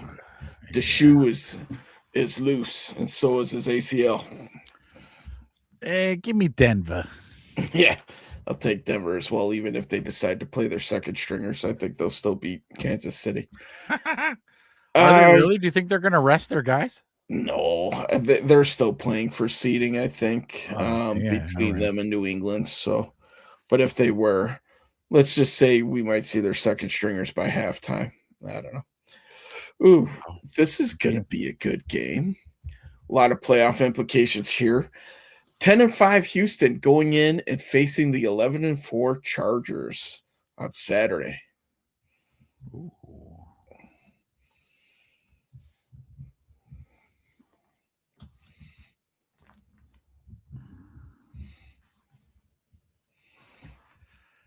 So the big thing that catches my mind on this game is the Chargers' awful offensive line. Houston's badass front four. Ooh, this is going to be. Can Justin Herbert run for his life long enough to complete passes? Is the question. Yeah. Or he's going to be on his fucking back all game. You know what?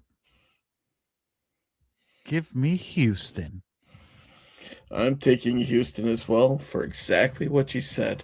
Their D-line is going to eat. Feast. Yeah. All right, man. Very important game for the Bears. 7-8 Baltimore rolls into the frozen tundra of Lambeau Field to face the 9-5-1 Green Bay Packers.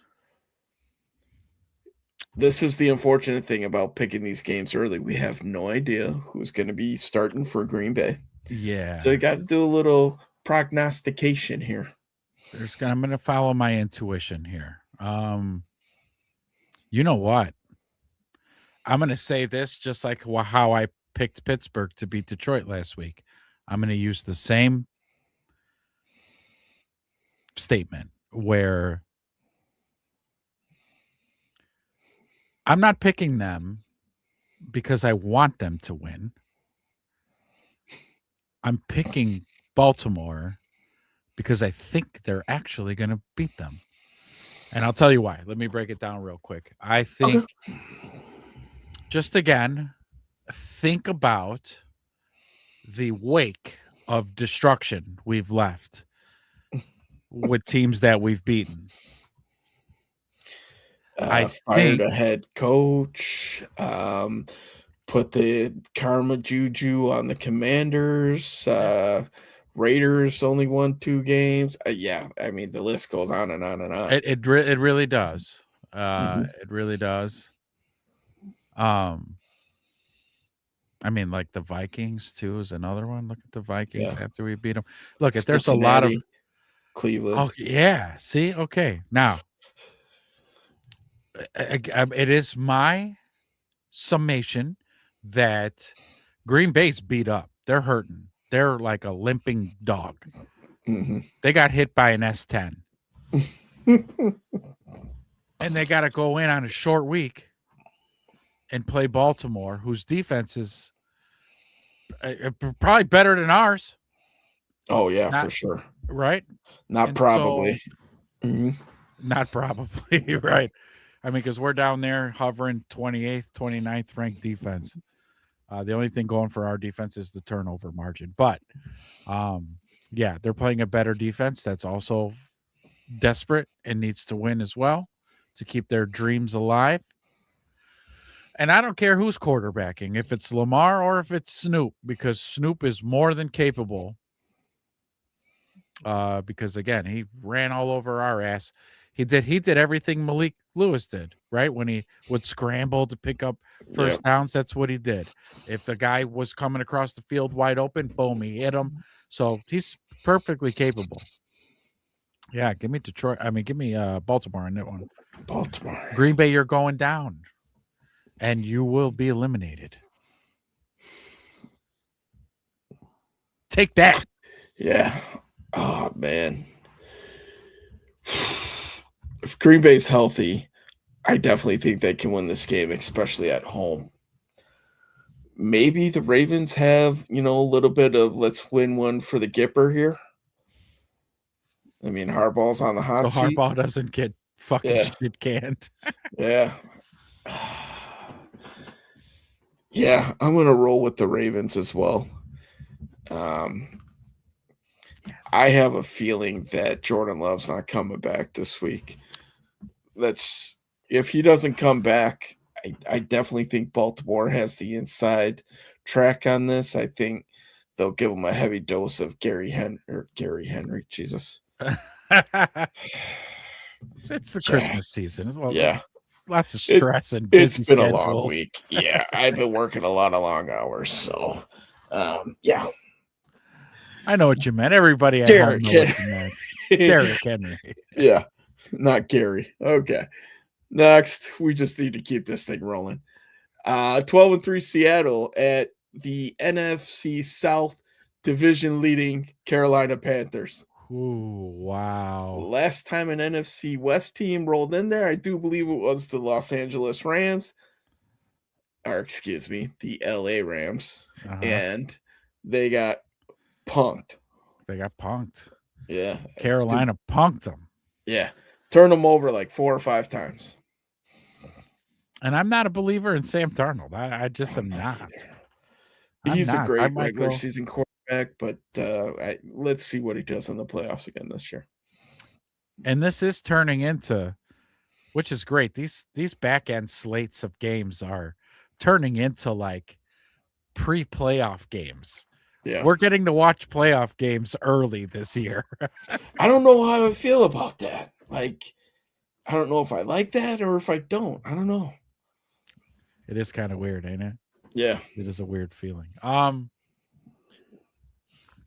So with that said, give me the young, spunky Carolina Panthers.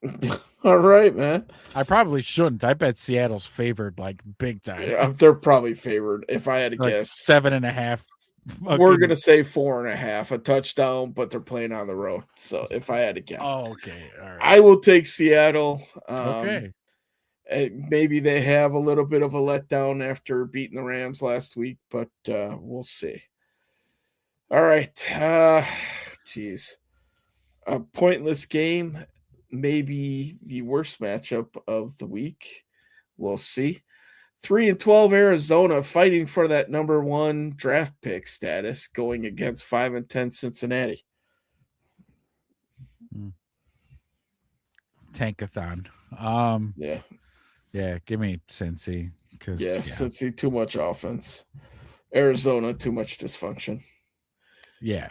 And seriously, I'm pretty sure they're tanking. Yeah. So here we go with another tiebreaker in this one. 9-6 Pittsburgh rolls into an AFC divisional foe, AFC North foe in Cleveland, 3-12. So who wins, and does Myles Garrett get the sack to break the record against Aaron Rodgers? What a great way for him to be in the record books again. Oh, oh my God, the storyline there. Yeah. So it's going to be like record watch. And it's going to be against Aaron Rodgers, the old man. The old statue. Yeah. Why do I have a feeling that Cleveland could win this game? You have that feeling at all? No. No? No? No? Shador? Shador's getting the start? Am I, drinking the Browns Kool-Aid? So no. And I'll tell you, so Shador being quarterback, and I did watch that Pittsburgh Lions game. The Steelers defense was they were on one. Yeah. They were flying around. Dude, they were fucking laying the wood on the Lions player. And that's hard to do. To out physical the Lions, you had to bring it that game. So if they keep that energy going, dude, they're going to smack the Browns offense too much. It could be a super low scoring game because I'm going to assume that Myles Garrett is going to be I don't know what the phrase would be, setting up shop, if you will, in the Steelers backfield. He's going to open up a store back there, and he's going to be up Aaron Rodgers' ass all game. No, give me the Steelers, and give me the Steelers with the record on this one. I'm going the same way. So much for tiebreakers. Steelers, yes. I think Myles Garrett might even get two in this game. So let's do that then. To ensure a tiebreaker. How many sacks is he getting against? Because again, Aaron Rodgers ain't getting away. No. he's gonna have to two-step drop throw. Just keep handing it off to Warren. Yeah. Yeah, or just run the fuck out of the ball. How many sacks you could set it? So let's go over and under sack and a half. Okay. Sack and a half. Oh, but then what if? Because I'm going to take the over. Okay. If you're going to take the over 2, then set it higher. Yeah. 2.5. Let's go 2.5. Okay. Now this, yeah. This is weird. So let's go. Give me total sacks. How many total sacks? Oh, okay. All right. And then I was going to take the over on the 2.5. Okay. I'd say he's probably going to get 3. I think he's going to get 3. It's Aaron Rodgers. Okay. All right. Take the over because I was going to take the under. Yeah. Have you seen Aaron run? Well, he dusted Campbell. You remember what he talking that shit to him? He's like, how does it feel to get outrun by a 42-year-old? He's not doing that to Myles. No. Hell no. All right. Whoa. So you're going over 2.5. I'll go under that. I'll be the tiebreaker for that one because it's a bit. And me saying 3, it's a bit of a bold prediction. Yeah, he doesn't want to break the record. He wants to crush it. At that point, if he's getting 3, he wants to make sure nobody's breaking that shit for a long time. And the nice thing, if he gets it here, he would have done it in 16 games. So you eliminate that argument too, which good for him. All right, moving on. 11-4 Jacksonville versus 8-7 Indianapolis Old Man Rivers led Colts. Wow. And Duval's playing they're playing out of their minds. Yeah. Right now.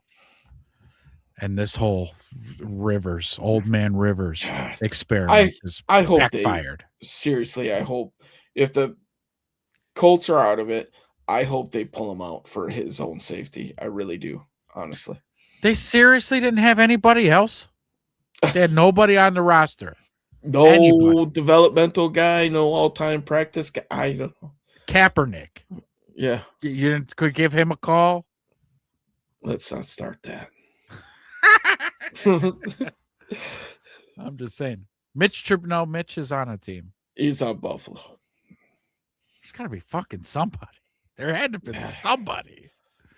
So, Jacksonville, man. Yeah. Jacksonville. Okay. Oh, God. Tampa Bay 7-8 at Miami 6-9. Oh my God. Like a Dumb and Dumber. Yeah. Tampa Bay needs this game to stay in the hunt. Miami is just a shit show. Didn't they bench Tua? Pretty sure they did. I don't know, but they probably should. Yeah. Just protect them. God, the Bucks have seriously let me down the Constantly. last month. Yeah. Yep. Maybe even 6 weeks. Maybe even more than a month. Yeah. Mhm. But I can't. I do this every week with them. Why, Bucks? Why? You got Stockholm syndrome. Seriously, I'm gonna go ahead and pick you guys because I'm gonna to beat Miami, and if fucking Miami's gonna win. Mm-hmm. I'm also taking the Bucks, especially after Miami did me so dirty and provided me a no-show at Cincinnati last week. Yeah, I will never pick you again this season. Thankfully, you're only in it for 2 more weeks. Ooh, this is a riveting game. 12-3 New England versus 3-12 Jets. Wow. I'm not even waiting for your answer. I'm just writing it down. No need. Yeah, New England. Okay. I wonder if New England's gonna sit some of their guys. They probably will after the first quarter, after they're already up 21. After 21 to zip, at the end of the first, yeah. Here's another one of these games. 5-10 New Orleans at 3-12 Tennessee.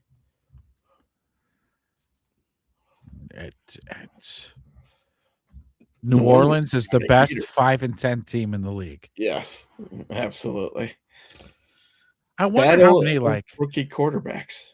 I wonder how many one-score games they've lost this season, if that's what that is. That they just lost like really close games. Because they're down the stretch here. They're like, them guys aren't thinking of the draft at all. No, they're wrecking their draft status and playoff hopes of their division. Yeah. But give me New Orleans on that one. Just Tennessee's an absolute dumpster fire. Yeah. I almost feel like picking Tennessee just to be different, but don't do that. This isn't one of those matchups to do. Yeah. I'm taking New Orleans as well. So here we go. This game's got some implications. 2-13 New York Giants versus the 2-13 Las Vegas Raiders. The loser of this game will pretty much lock up the number 1 draft pick in 2026. Wow. Who needs it more? Let's see. Who's going to tank it more?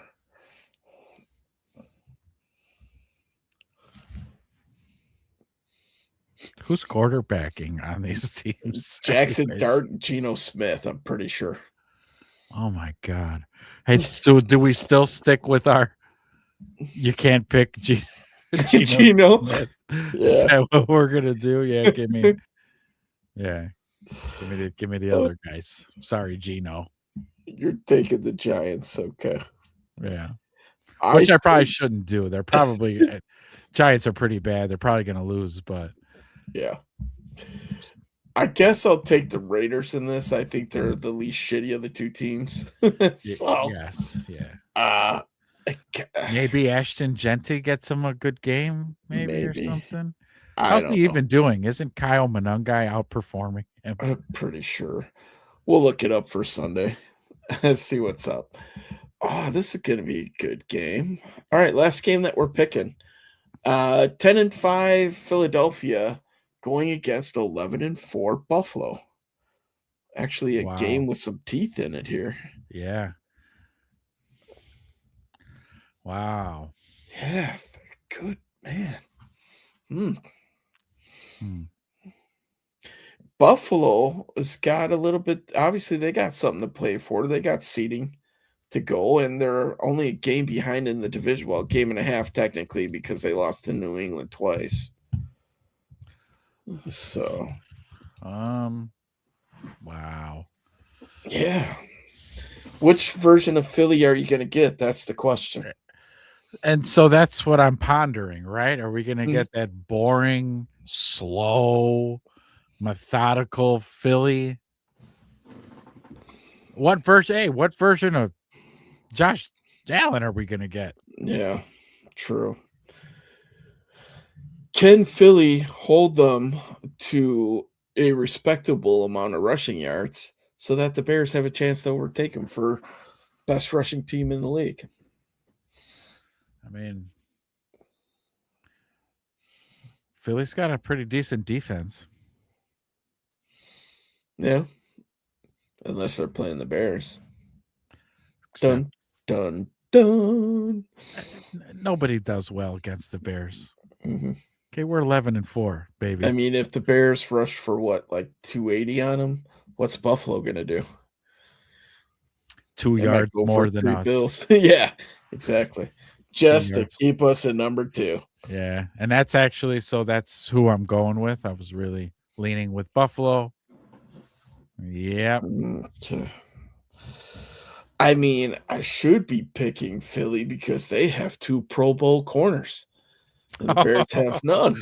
Oh my God. Yeah. But on the other hand, Buffalo has 0 receivers. So I'm also picking Buffalo in this game. Should we just pick the Monday Nighter and leave just the Bears game for the Sunday show? That's cool. All right. It was Monday. 11-4 Rams at 6-9 Kirk Cousins. The Atlanta Falcons. Wow. Did you see Bijan's got 2,000 yards? Yeah. Crazy. All purpose yards, right? Oh, I don't know. That would make sense. I Yeah. would think. Because if it was on the ground, I think everybody'd be making much more fuss about it. So all purpose 2,000. Still a lot of fucking yards. Yeah, it is. The offense goes through Bijan. Mm-hmm. Yeah, Atlanta's fucking toast. Mm-hmm. Agreed. I'm going Rams as well. I don't think Kurt's got enough in the old bag of tricks to win this. So and the Rams are still playing for that number 1. They want to keep us at an arm's length away from that number 1 seed. So yeah, they're gonna lay it on Atlanta, something awful. Yeah, I mean Seattle's playing Carolina, so we'll see. I don't know. But with that being said, Alan, Rams, easy pick, yeah, for sure. Alan, can you stick around for 5 minutes? And Drew's gonna rapid fire you the games that we picked. Yeah. You want to pick them all? Let us know if you want to pick them all. Give us a thumbs up, and we could go, man. Rapid fire. That way, on our next show. Okay, for sure. Okay. All right, cool. Ready? All right. Here we go. Rapid fire. I'm going to shut up and you guys do your thing. All right. Dallas versus Washington.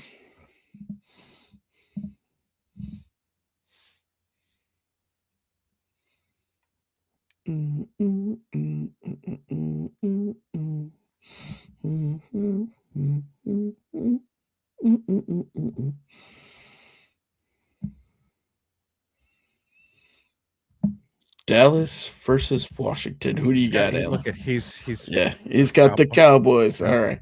See. Got to thumb out that text. I got you, man. Detroit versus Minnesota.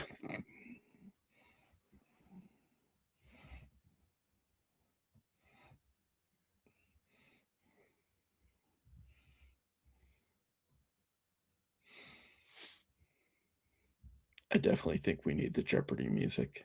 Would that be a copyright thing? Probably. But he's going Detroit. Denver versus Kansas City. Dude, I know who you're picking. Houston versus the Chargers.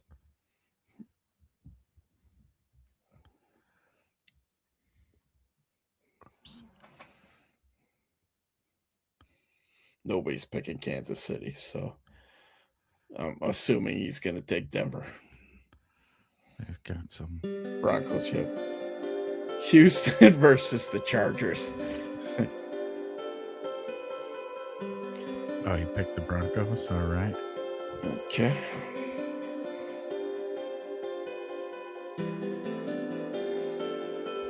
You don't have any Christmas? He's taking the Chargers. Okay. All right. I like it.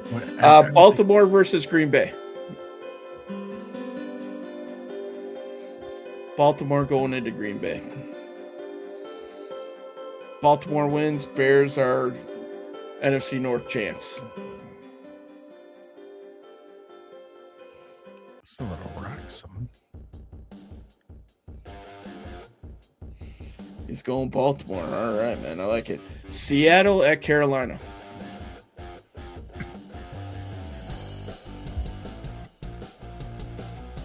(12-3) Seattle versus 8-7 Carolina Panthers. Both division leaders, by the way. Rapid fire. Yeah. Picks. Ooh. He's going Seahawks. All right. Seahawks. 3-12 Arizona rolling into 5-12 Cincinnati.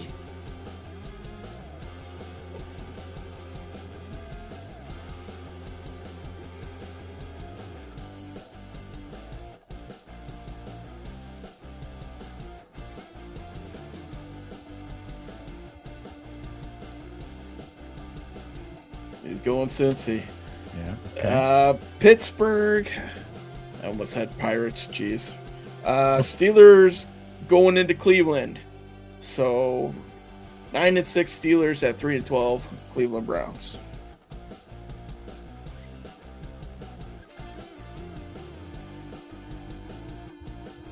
Don't forget the bonus question for that one. And the sidebar.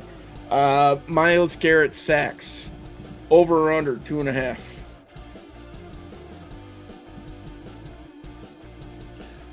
Don't forget, it's Aaron Rodgers back there Yeah. in the pocket. How many times is Myles Garrett going to get to him?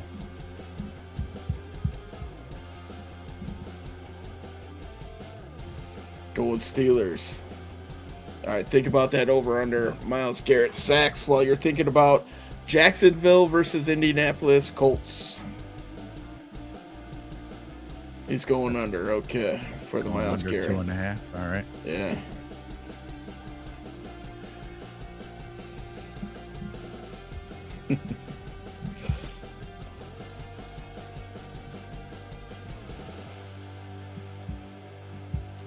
Jags. All He's right. going Jags. Okay. Ain't wrong. Tampa Bay rolls into Miami. 7-8 Tampa Bay versus 6-9 Miami.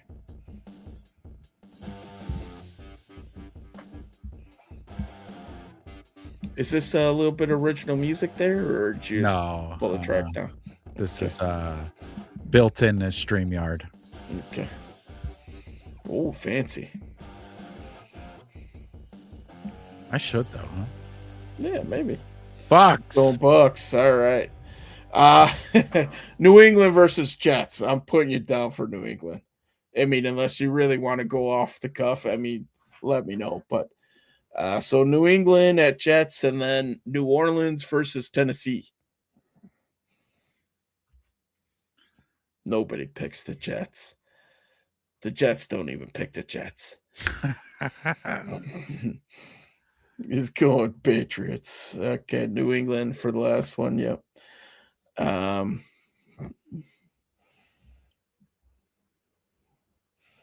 then we got New Orleans versus, okay, he's going New Orleans with us. New York Giants playing the Las Vegas Raiders. Loser of that game, probably getting the first draft pick here.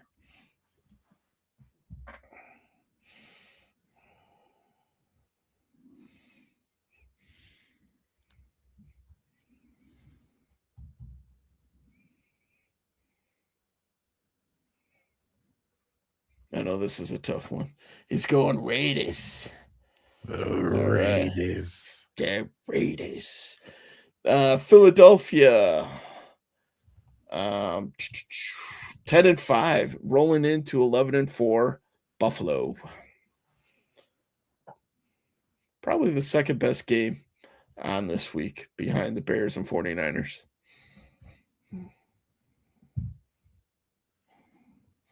He's going Buffalo. All right, and then 11-4 Rams at 9-6 Atlanta Falcons. They're 9-6. 6-9. Sorry. No, they are definitely not 9-6.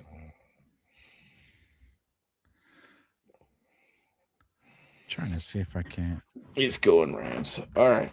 Alan, just in case you can't make it with us on Sunday, why don't you give me quick prediction Bears 49ers?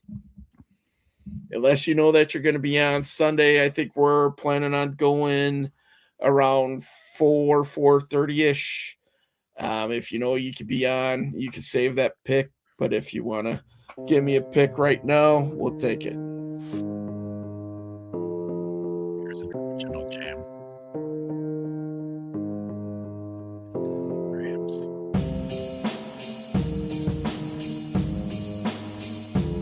This is a good one for picks.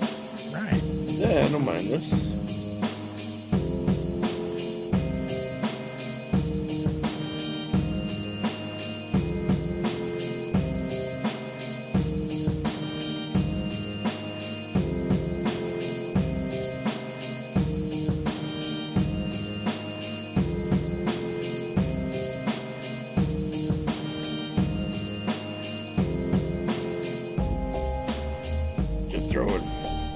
Throw it in 49ers. All right.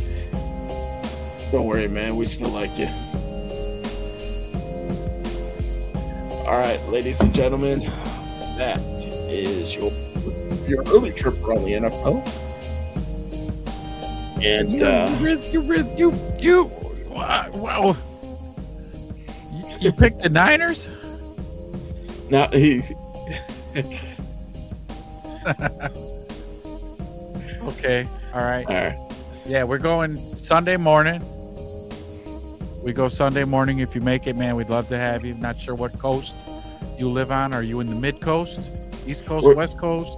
We're going to be Sunday afternoon. Oh, it's afternoon. All right. Yeah. Because they're playing the 7:20 game.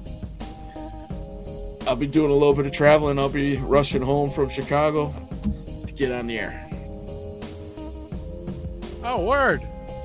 Okay. So, all right. I'm gonna be right in the perfect time zone. Yep, But yeah, yep. hope to see you when we go.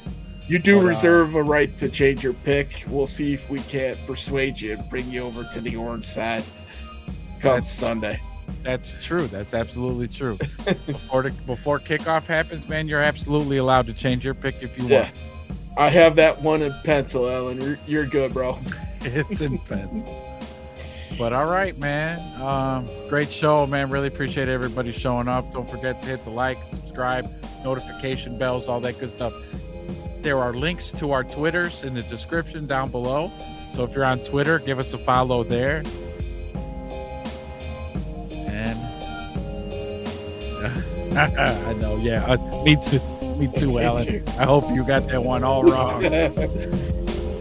All right, guys. With that being said, Merry Christmas to all. Throw to you and your family from mine. Merry Christmas. Pleasure as always to show the biggest gift that you could ever give to me. So. Thank you so much. Merry Christmas, everybody. Until Sunday afternoon. Peace. Bear down. Go Bears.